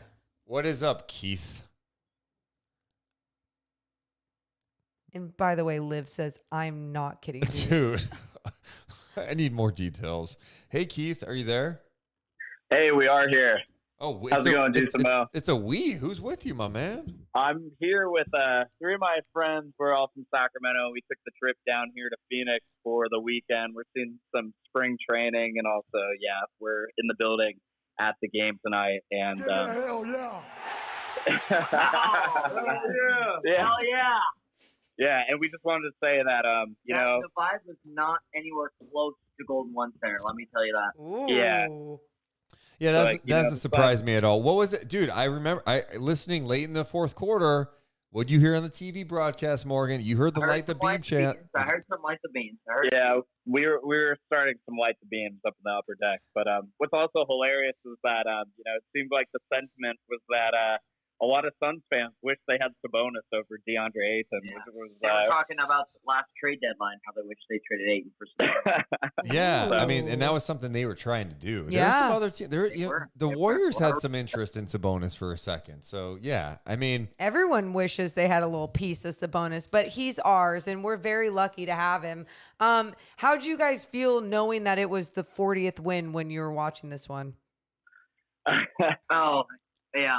Yeah. We've been waiting for this 40th win. We've been waiting for this 40th win, and one of our buddies that's here actually works with the guy of legend, 40th win. So we're kind of trying to get that perspective in a few days when we get back to Sacramento. Just hell yeah. see how he's feeling. we actually had. I don't know if when you guys tuned in, we actually had all 3 of them on earlier. We watched the replay of that actually Cool. just now. Yeah, before we turned on the podcast. So what are you guys doing tonight? We're just back at our Airbnb, and we're actually going to the World Baseball Classic tomorrow. Hell so yeah. we're gonna have USA, Mexico. USA Mexico gonna have a day in Scottsdale before going to that game. Dude. But we did have a question. Oh. We did have a question about the game. So we were sort of worrying about Keegan. Sort of worried about his playing time. What's going on with why he didn't play very much. Kessler kind of took his minutes. Yeah. I mean, obviously, I'm not there, so I'm just going by what I saw. And, you know, Keegan, you know, his second stint in the second half was much better. I felt like he had a couple of nice defensive plays, including one block, help side block. But, you know, just watching how Mike coaches, it seems like with Keegan, he's very much like, you're a rookie, and we're giving you an opportunity. If you're doing everything that we need you to do, defensively, you're making the right rotations, you're communicating well, you're knocking down your shots, you're going to play big minutes. But if you're not defending, and we're making it a point to defend well right now, like if you're not able to defend Devin Booker tonight, we have to go somewhere else. You guys, it's the little things that's what I think one of the best things about Mike Brown is that he is so detail oriented. And if you are not executing the little things, those are the things that matter most to him. And I think for Keegan, please, I promise you, do not be worried. But what I do love is that you're seeing someone like Kessler Edwards step up tonight, and maybe those type of moments, seeing him excel, it's healthy competition, right? Where it just kind of lights a little fire under his ass and go, okay, he was out there doing the extra things. I need to make sure I'm doing that night in and night out. Yeah, I think Brown made my right choice, but it was just crazy to me that Chris Paul was defending him on the offensive end, and he wasn't like asking for the ball or anything. Like, yeah, and that's part of it, right? That's part of his maturation. And dude, I've said this before.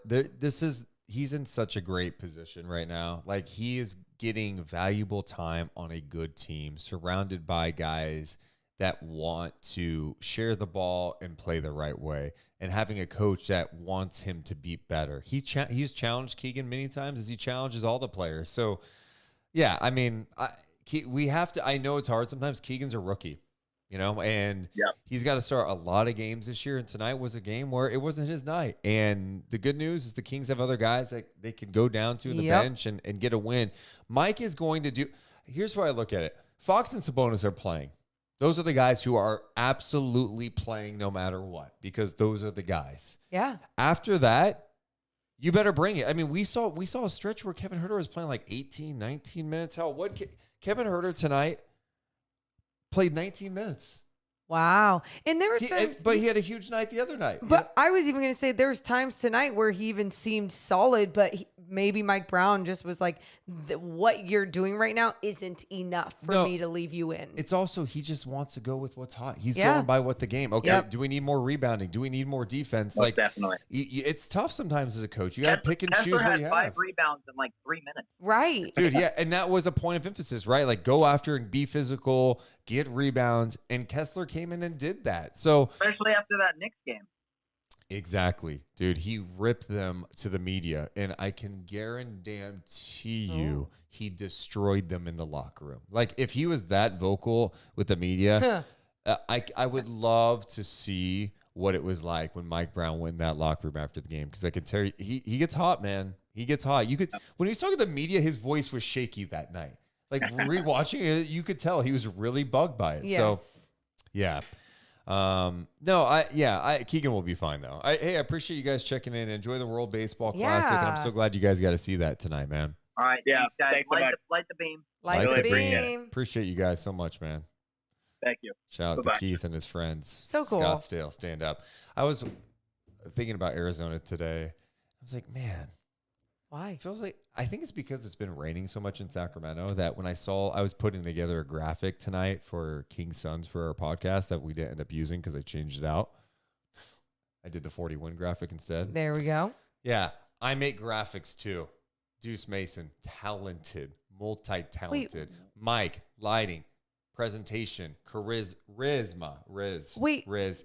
Wait, you're acting like graphics. I didn't. I didn't say you didn't do anything. I'm just giving myself credit right now. Oh, got it. Just let me give Yeah, myself yeah, credit. no, this is what we always Anyway, do, for my sure. point was, I was looking at Phoenix. Yeah, and I was I like, man, I kind of want to go there. Eh, I'm good. This time of year. It's probably great. I'm good. Have you been to I have. Phoenix, Scottsdale in March or April? I have. I went to spring training. A's. We were covering the A's. You were there? For radio. Yep, I was there. Oh, I block out that 11 months of radio we Yeah, did. that was awful. That was a terrible That time was in our lives. the worst time. Yeah, really bad. And then I was also in Arizona multiple times for my AAU basketball tournament. But April, March, there's nothing like it. No, I was there. I was also there during like a monsoon season one time, and it was that shit gets scary. Yeah. But yeah, no, I'm good. I like Sacramento. Also, people in the chat have been asking about Nick tonight. I got to be honest, guys. Nick's not here. I don't know why either. I've been a little concerned about it Should because we check up on him? you want to. I mean, he'll always message me random stuff, but that's why it's weird to not see him.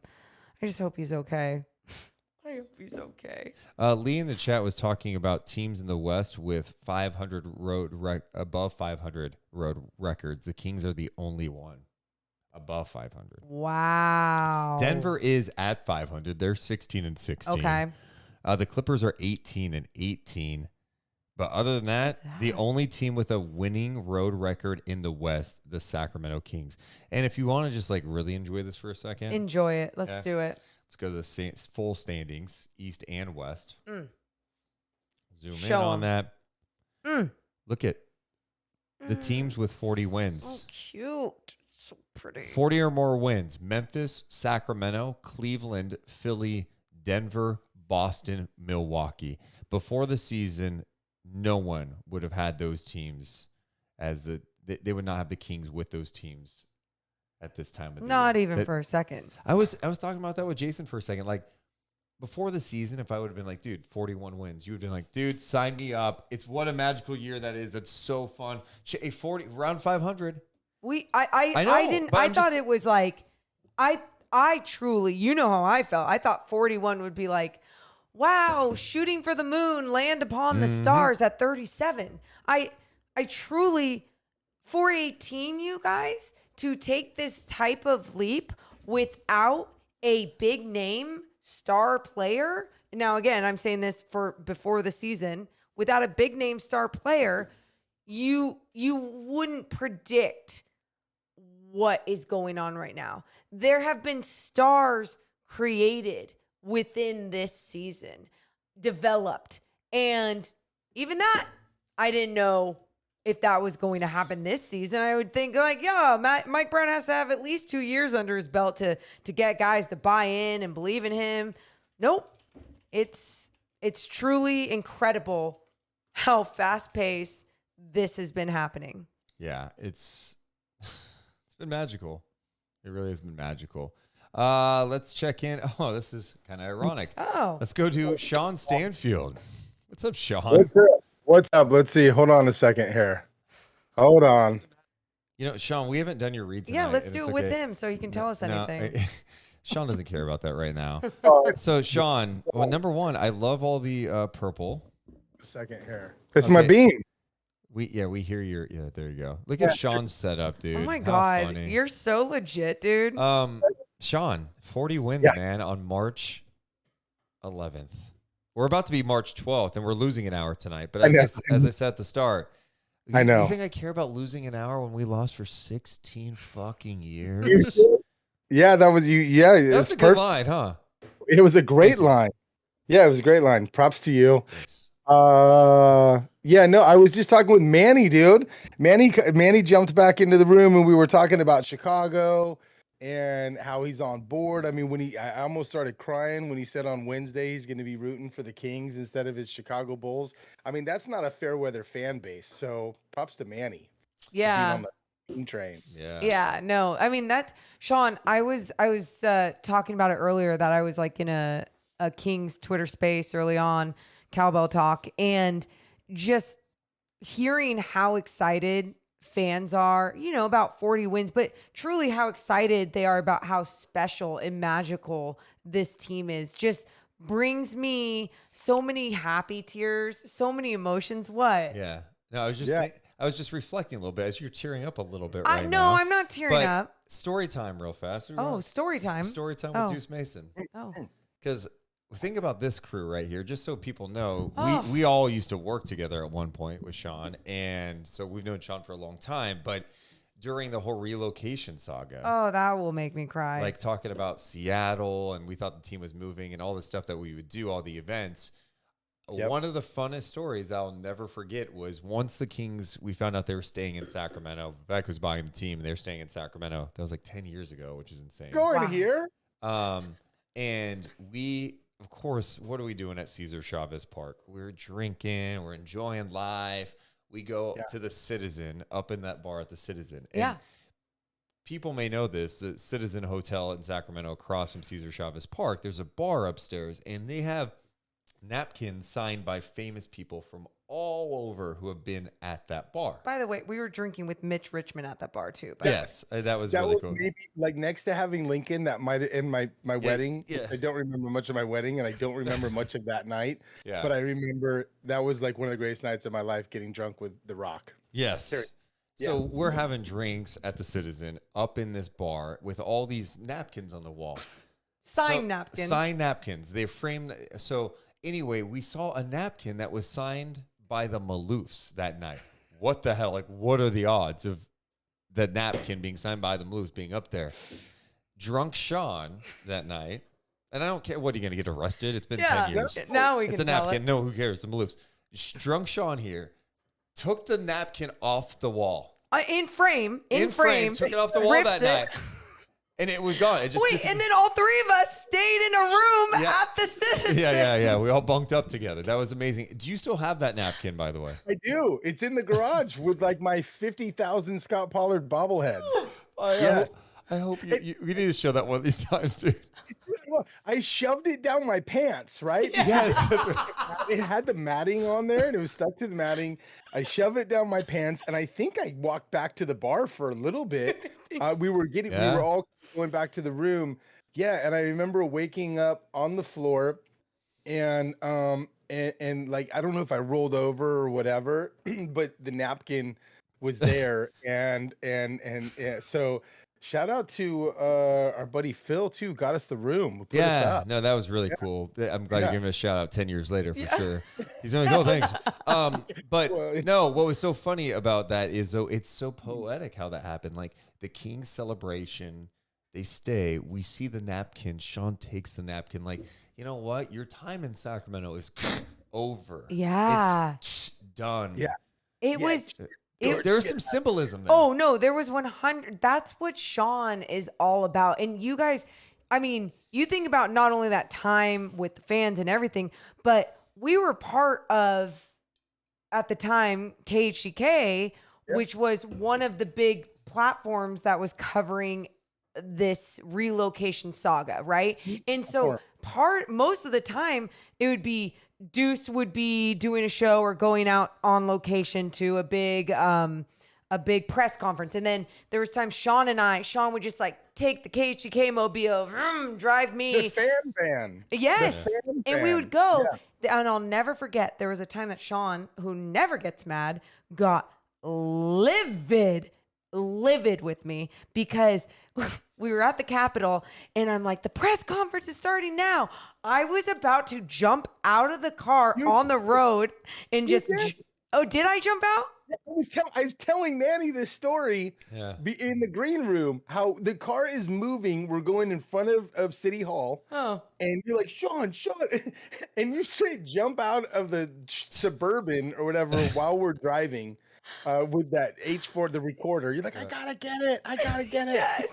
A young broadcaster just trying to get the sound bite, huh? So, Sean, 40 wins for the first time since 05-06. By the way, 40 wins in a season, that's only happened now 8 times in 39 years. What have you enjoyed most about this team this season? Man, I was thinking about like, we think about how this is a stars league, right? We watched All-Star Weekend, and it was great to see Domas and De'Aaron there. I don't know how great it was to see Velvet there. He, kind of shit the bed. It was good to see Keegan. So we think about it being like a stars league, but this is a culture team, and we are just probably seeing the beginning of what this culture is going to do to change this franchise for quite a long time. If you think about how young they are, how Monty's built it, Mike Brown, I mean, it's just like perfection. And you said it earlier in the show, and Morgan's, we've been saying it, but it's like, I don't know that this could be any better than how it's unfolded, and everybody's taken notice. So, 40 wins is rad, but I don't think we're stopping there. And I'm not going to get greedy, but I mean, look at the next 4 games. We should take 3 or 4 of the next 4 games. We're going to be pretty close to 45 in the next 5 games, in terms of wins. Yeah. So the confidence is well, real. but it's like, I know. I know it's foreign in some ways, but it's also like, guys, like, they're good. Like, It's I don't know what else you foreign. have to see. They're good. And it doesn't mean they're not going to have losses. It doesn't mean that they're not going to have a letdown, or they're not going to be perfect, because they're not perfect. But it's changing, man. It's changing, and it's fun. Yeah, and we saw more emotion from Fox in the game against the Knicks than I've seen in a long time. After some of his scores in the fourth quarter, I mean, and he's shown more emotion, I think, this season than others, and it's exciting to see. But there is confidence, and I think it was the perfect time for the leader of this team, who says openly he doesn't want to be the leader of this team, for very much longer, right? He wants the head of the snake, De'Aaron and Domas, to be the leaders of this team, but he's showing them how to lead by example. And so I thought it was perfect. I was listening with my headphones on the other night, listening to this press conference, and like in bed, and I'm like, dude, he's roasting them right now. But look at how they responded. Yeah. Look, I mean, 65 points from the bench, right? They you talk about the steals, you talk about like improve the rebounds, turnovers. I get scared sometimes in these tight games where we don't have Murray hitting corner threes and we don't have Red Velvet hitting threes. That turnovers can kill us. And 17 turnovers, but they didn't give a lot of points on those turnovers. So, it's just great, man. So, yeah, kudos, also to you guys. I'm glad that you brought up the history that we have and the time that we were really rallying around this team for a completely different reason. Yeah. How we get to rally around them because they're so damn fun to watch and doing so well on the court. 19-13 on the road, 40-26 on the season. By the way, in the fourth quarter, Phoenix, they were held to 24 points, 40% shooting. They had 6 turnovers that turned into 10 Kings points. The Kings, meanwhile, added 32 points on 48% shooting. They made all 6 of their free throws. They also had 4 steals in the final. Yeah, I had written down the free throw number. 31 of 37 or whatever. Is that what? I mean, getting to the line, doing what it takes, because they could have again. And this is a credit to Brown too, right? Because there's a bunch of players that can shoot threes that were on the floor tonight. Murray and Kevin weren't on the floor as much tonight, but there's other guys that could have just been jacking up threes, and they were getting into the paint, drawing fouls. And it wasn't just Barnes. We know Barnes does that a lot. Domas does that a lot, but everybody was making a point to get into the paint, draw fouls, and they hit their shots from the line. So I don't think when you play like that against a team like that, even without, it's scary to think what they're going to be like when Durant is healthy. I don't think we're going to see him, on the 24th. I don't think he'll be back. No. I mean, who knows? I mean, you say if healthy, it's like it's tough with Durant, man. I mean, we talk about other guys being hurt all the time. This guy's hurt all the time now. He is. And he's been through a lot. And he's getting older. He's one of the best players. He's one of my favorite players of all time, but he has trouble staying healthy. And still magical when healthy. Yes. But that I feel so bad for players when we have to start saying when healthy. But he's getting to that point, especially after like a non-contact, just kind of roll your ankle that bad, dude, during warm-ups, so he jumped off of it. It's not like he just rolled it. I think he still got more air than I would probably get when he rolled his ankle off of an ankle like that. Dude. So yeah, but I mean, so they're going to be dangerous when or if healthy. But I think without saying it, because we're just enjoying this run tonight, nobody was saying this is a must win tonight. But if you think about having an opportunity now to tie up the series against the Suns with another win at home in a little over a week or whatever, that's a pretty important game. It's huge. It's massive, especially when they're trying to chase you down. Yeah, it's just wild. Like I can't even grasp. I think this is what I have trouble with. I'm like, okay, it's one thing that the Kings are like going to be in the playoffs, but the fact that they're like they could have home court advantage. No, that just I don't even want to think. What the shit? You talk about foreign, but it also like hurts my stomach even think. I don't know, you guys. Like as a kid, I used to close my eyes when they were at the free throw line, or put my Chris Webber Dada on top of our little box TV, because I thought it was good luck because they won when I did that the first time. Even tonight, when we were going to talk to 40 Wins guy, Sean, I would not send him the Zoom link to connect with us until I knew the Kings were going to win, because I was like, I'm not going to jinx 40 wins. So my point is, like, how am I even going to watch? How am I going to be able to watch? Yeah, you should have had faith, because those guys didn't jinx it at Oracle in the summer, or not Oracle, whatever they call it now, Chase. So yeah, but I get it. I mean, I've said fuck it, light the beam a little early the last couple of nights, but you know what?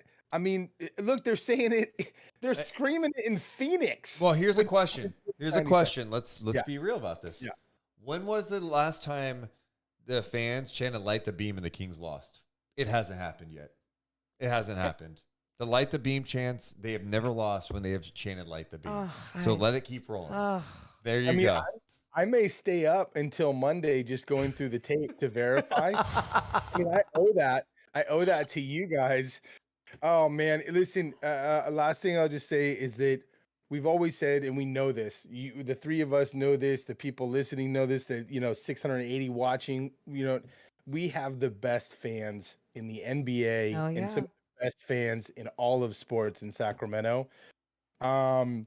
You guys have amazing fans, and I'm so stoked that wherever you guys go now, and I don't know, you guys are always somewhere, right? Like you're either at the station, a game, Stockton, maybe a coffee shop every once in a while, but people love you, and we can't like, you see it everywhere with their shirts, and so congratulations. Thanks, to you dude. guys. No, we appreciate your support, man. You've heard me. I've talked to Sean a lot off stream. This isn't the only place we talk. Yeah, off stream, but about like when we were first like relaunching the podcast again, like during the pandemic, about like, dude, I think we could do this, we can do that, like, and he was always so supportive, a great sounding board, helping with tech stuff. Just he's been awesome. Always empowered us to just keep pushing and doing this. So I mean, thank you for everything, Sean. You're welcome, and you guys are paying it forward now too, right? Because you've got Chris and Frank, and I told you you have Pernille on. You Yeah. have all the people that you highlight, whether it's even the 40 wins guys, that are now back for their swan song, that they called it. So that's really exciting to see too. That's my time. Thank you guys. Light the beam. Sleep beams, man. Sleep beams, Sean. Yeah, why not sleep beams? Sleep beams. Why not, dude? All right. There's our buddy Sean. Yeah, Why Sean. not? Guaranteed rate, rate.com/Sean Stanfield. I wasn't going to make that ad, but he was just on, so you might as well. If you need to buy a house, hit him up. He's a man. He's the Rate.com. best. And there, now you got to see Now his you face. see how big of a Kings fan he is, too. Yeah, you see how big of a Kings fan he is, but on top of that, you ever need help with houses, that's how he records things and send them off to you too. He's so, insane. He's yeah. insane. Make sure if you're still in the chat, we got a lot of people here. Hit that thumbs up button. Make sure you're subscribed too. Appreciate all the new subs. We're closing in on 11,000. That's amazing. Let's keep the thumbs up going. Dude, wow. There was something I wanted to say. Specific player? I don't know. Something Sean was saying. Oh, I don't know. Oh, just like, yeah, what he was just saying about all the... Yeah, the fans are amazing. You guys are amazing. Like I was at Co-op today, and this guy turned around, Serge, my guy Serge, and he's like, "Hey, Deuce, like, oh hi, what's up?" He goes, "I watch you guys on YouTube all the time." He was like, so freaking nice, and I want to give him a shout out. Oh, that's super cool. Yeah, dude. no, there's the amount of people that say stuff to us now, like, "Oh, I love your guys' show. I love the podcast Night Chat." I'm like, oh my God, this is crazy. This is amazing, and it feels great that this community has grown so much, and it just goes to show like the pride in this team right now. Yes. Like people are into this team. No, it's truly something else when everyone is just like, it's not even about like, hey Morgan, it's just light the beam. Yes, that is my favorite thing that people will scream right now at me, and please keep it up. Let's go to another 16-year-old who listens to the show, Jask Karn. What's up, Jask? Yo. What's up, dude? Hello? Hey. Oh, I got back from a wedding. I was mostly just watching the game for like only 3 minutes till I heard someone say we got 40 wins. Yeah. How'd that feel? Man, I'm happy, bro. I know. To be honest, I thought Fox was supposed to have a good game. It didn't happen. At least had 18 points. But all I want to say is, Edwards stepped up a lot, man. I want to give him props for sure. And yeah, I mean, that was at first the trade happened. Like how I think he's gonna in my first thought, I thought he's gonna play in the G League, but since then he stepped up a lot. Him with Davion, I checked. There was a stat him and Davion against Booker. He was 1 for 6. So yeah. What a dog. What a dog. Jask Karn, so you are 16. So this is the first time in your life that the Kings have won 40 games? Yep. Dude, that's so. Morgan, think about what he just said. Except for my parents. Well, yeah. I think the amount of people I heard tonight being like, yeah, the last time the Kings made the playoffs, like I couldn't even drink alcohol. Or, I was at the last playoff game. I know. I think I knew. I know. I told that story. Yeah, a number of I was times. like, 2006 Kings Spurs. There we go. I was watching your Game 6. the 1140 podcast when you were talking about that. See, you haven't mentioned it. I have mentioned that. Okay. Yeah, there you go. Yeah. Well, hey, dude, I'm glad you're enjoying it, man. You're 16. You're in your prime. Ugh. I hope you're just enjoying this moment, like, because I was your age. This is the first time I'm saying this. I was your age once, and the Kings were good, and then they were bad for 16 fucking years. Okay, so enjoy this, okay? Hey man, I don't give a shit who bandwagons. I don't give a fuck. Okay. Don't start cussing because I cussed. Okay, I'm an adult. No, I don't care. I don't care because those fans who left the Warriors just to bandwagon them need to stay on that side for real. I mean, y'all left us, and we stayed here. I don't care. Yeah. Well, forget them. Enjoy the ride, Sleep man. beams. Jask Karn, sleep beams. All right. Yeah, for sure. I hope y'all have a great night. Yeah, You too. We will. Dude, just bringing out the worst I in know, I our shouldn't have done that. I'm young sorry. fellas I'm out there, sorry. huh? That's my bad. I'm That's joking my bad. with you. Yeah, I mean, let's get to the dog of the game then. Ooh. Here are my options. Okay. Who was your dog of the game? Wow, nearly 1,200 votes. My goodness, you guys are insane. Okay, now. The options. Okay. Kessler. Mm-hmm. The whole bench. Oh, I like it. Or Kings fans. I like Kessler Edwards being that dog of the game. I think it wasn't even so much of I think it was a surprise to the extent that he made an impact, but it wasn't a surprise that he was capable of making an impact. And even like he was just saying, when he came over in that trade, we talked about it for a little bit. And when we talked about it live too, when we were on, and we were like, low risk move. And then watching some of his highlights, I was like, Deuce, this guy has something.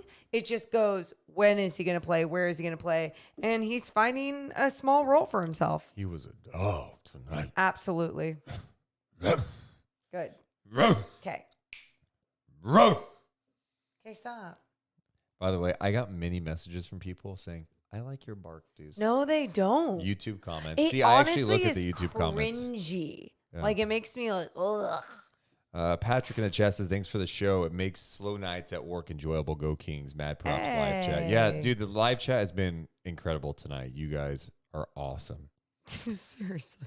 Clint says, Juice is inspiring today's youth with F-bombs. My bad. Can we be honest? I mean, the world cusses, so our 16-year-olds should know about. They do. Yeah. So you know what's next for the Sacramento Kings? What's next? A matchup with the Milwaukee Bucks. Giannis did not play tonight in their game against the Golden State Warriors. I believe it was leg soreness or something like that. And the Warriors got the win. They won in overtime, and it was Yeah. a pretty epic comeback by them. Like, it was not, They had to work. I think the Warriors were down 8 in the final, 2 minutes of the fourth quarter. Yeah, it was 105-97 with 2:43 to go in the fourth quarter. And, of course, Curry then hits a 3, another 3, a layup, another 3. I mean, this guy is absurd. Can't count him The funniest out. thing was at the end of regulation, because we had 2 screens on Okay. at the studio. We had the Kings game on, and this game, the Warriors-Bucks on the other one. And the final possession, Draymond Green took the 3 for a chance to win it and missed it. Could have given it back to Steph, I think. I think he could have, but he was open, so he took it and missed it. Are you sure your biases aren't creeping through No, not of at that all. analysis? No, Okay. I'm being serious. Oh, okay. Anyway, in the game, by the way, Steph Curry had 36 points in the win. He was pretty epic down the stretch, as I mentioned, but let's focus in on the Bucks. So no Giannis tonight. Wow, they didn't have a 20-point score, much like the Kings. Yeah, I mean, Wow. some pretty high even scoring from some of those guys, though. Yeah, Middleton with 19 points, 7 of 14. Bobby Portis with 15 and 13. Yeah. He's a problem. 19 points, 7 rebounds, 5 blocks for Brooke Lopez. Drew Holiday at 18 points, 9 rebounds, 8 assists. Giannis, I don't know if he's going to play coming up on Monday, but obviously this is the team with the best record in the NBA right now. It's a pretty damn talented team. And I saw Bobby Marks put out something today about Brooke Lopez. Being the Defensive Player of the Year There's nominee. some buzz about him as Defensive Player of As the Year. there should His be. career arc is pretty wild. Anyway, a couple of quick hitters from Bobby Marks per second spectrum. Brooke Lopez leads the NBA in total blocks and total contested shots, ranks in the top 5 in field goal percentage allowed in the paint as a contesting defender. So it's going to be challenging inside the paint, especially if Giannis is back. The other thing with the Bucks, and I mentioned this tonight on NBC Sports California when I made my brief cameo. Yeah, it was 50 seconds. Is that what it was? Yeah. Was there an issue with that? No, Why do you know that? Well, it's funny because 50 seconds is not long. No, I don't think so either, but it was hilarious because Did Draper say something? Did Drape say something about my hit? he goes, because we only had 2.5 left in the final block. And he was like, 50 seconds. I was like, yeah, let's punch him in the face. That's what I said about you. And then I was like, why is Anthony only letting me do 30 to 45 seconds? Okay. I get cut. Let's also Why do I talk get about cut? that I added more in my Kings Bucks preview Ooh. than, let's be honest, you guys would have added. Ooh. Because what did I drop in there? The Kings Here we have go. lost 13 in a row to the Milwaukee Bucks. Mm. The Kings are ending one streak this year, and that's their playoff drought streak. 16 years, it's going to be all over. They need to end the streak against the Bucks. The last time the Kings beat Milwaukee, you have to go back to the 2015-16 season. It's pretty insane because in that game, DeMarcus Cousins did not play. Oh. Giannis was on the Bucks. He was in his third season. He had not been an all-star yet. Yes. So the last time the Kings beat the Bucks, Giannis was not even an all-star. That was the 2015-16 season. Obviously, the Bucks have been awesome over the years. Sure. They won a championship. Giannis is amazing. I'm excited for that game on a Monday night, though. It's another good test. Well, that's what I was going to say. You talk about a tough matchup, but how fun is it to have a test like this at the end of the season when your team has really developed into what they seem like they can be in the postseason, which is a really good NBA basketball team, right? Well, if you played them in the beginning of the season, you're not sure what you are, you're still, and obviously like they played them this year and they lost. Was that in Milwaukee? Well, I don't even remember them playing the Bucks this year. I know they did, that but happened in don't. Milwaukee. I don't feel like Milwaukee ever goes well for the Kings. I think it happened on a road trip. It did. They lost by 13, and That's it what was not even that close. Okay, so anyway, my point is, it's like now your team is so much more of themselves. Like they have an identity. They know how to adjust when challenges are thrown at them. So we talk about this being a test, and we say that almost every time, every road trip, every stretch. But this game specifically is absolutely that type of test. I'm ready for it. Yeah. Oh, you're ready. I am. You are. I'm Okay. personally ready for it. What about when Brooke Lopez comes up and goes bop or contests your shot, alters your shot, alters their offense? Yeah, it's gonna be tough. I know. I'm curious scared. if Giannis plays because they play the Suns the next night.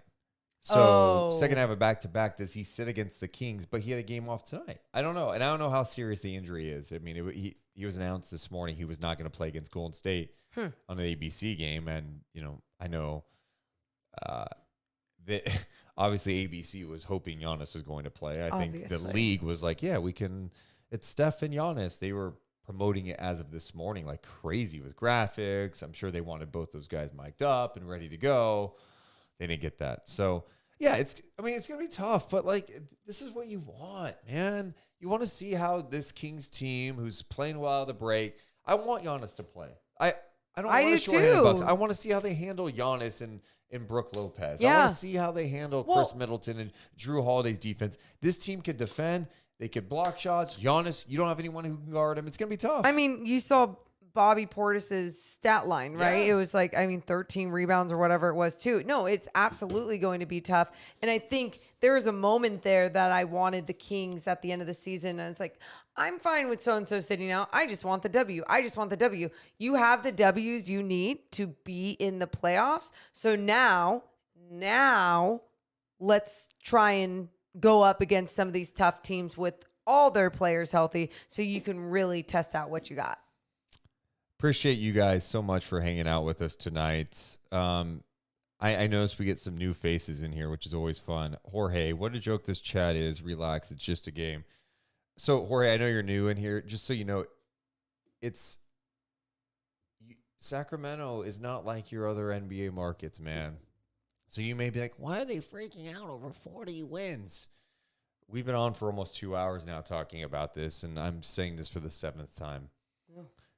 The Kings have 40 wins right now with 16 to play. In their 39-year history in Sacramento, this is the 8th time they have reached the 40-win mark.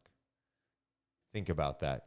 Think about watching season after season. Yeah. So you wonder why do Kings fans get excited about a 40th win of a season? No, it's not because we're like, oh, we don't get it. Wins, the number, we just like wins. We understand. It's 40 wins is just one step. But when you have not made the playoffs in 16 consecutive seasons, when your town is thirsty for competitive basketball, seeing fun basketball, and finally seeing a winning team after all these years, that's why fans are excited. Like, that's what it is. So I don't know who you root for. I don't know what city you're in, whatever, but it's different.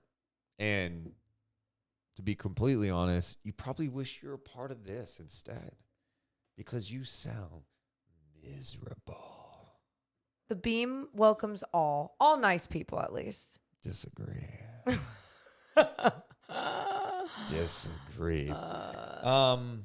Final thoughts on this one, Morgan. I feel like we hit all aspects of the game. Yeah. I would say I am surprised since the All-Star break.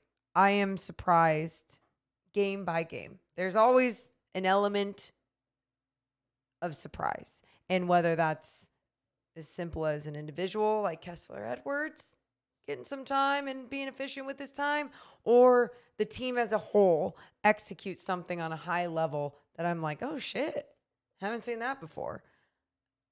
It just, it's cool to see a team develop right in front of your eyes, but at this pace is something special. Yeah, the approach out of the break, and we heard that clip from Terrence Davis talking about what he was thinking about and visualizing during the All-Star break, and other players talking about, like, Brown was explaining to them how the post-All-Star break play is just different. Like, teams are more ready to go. They're going to be more physical. They're fighting for playoff positioning. It's easy to get to this point. How are you going to respond out of it?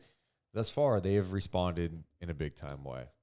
So the Kings with 40 wins. The NBA G League squad, the Stockton Kings. Let's go. They're the number 1 seed in the West right now in the G League. They just clinched Killing a playoff spot tonight. So congrats, guys. Just good times all the way around.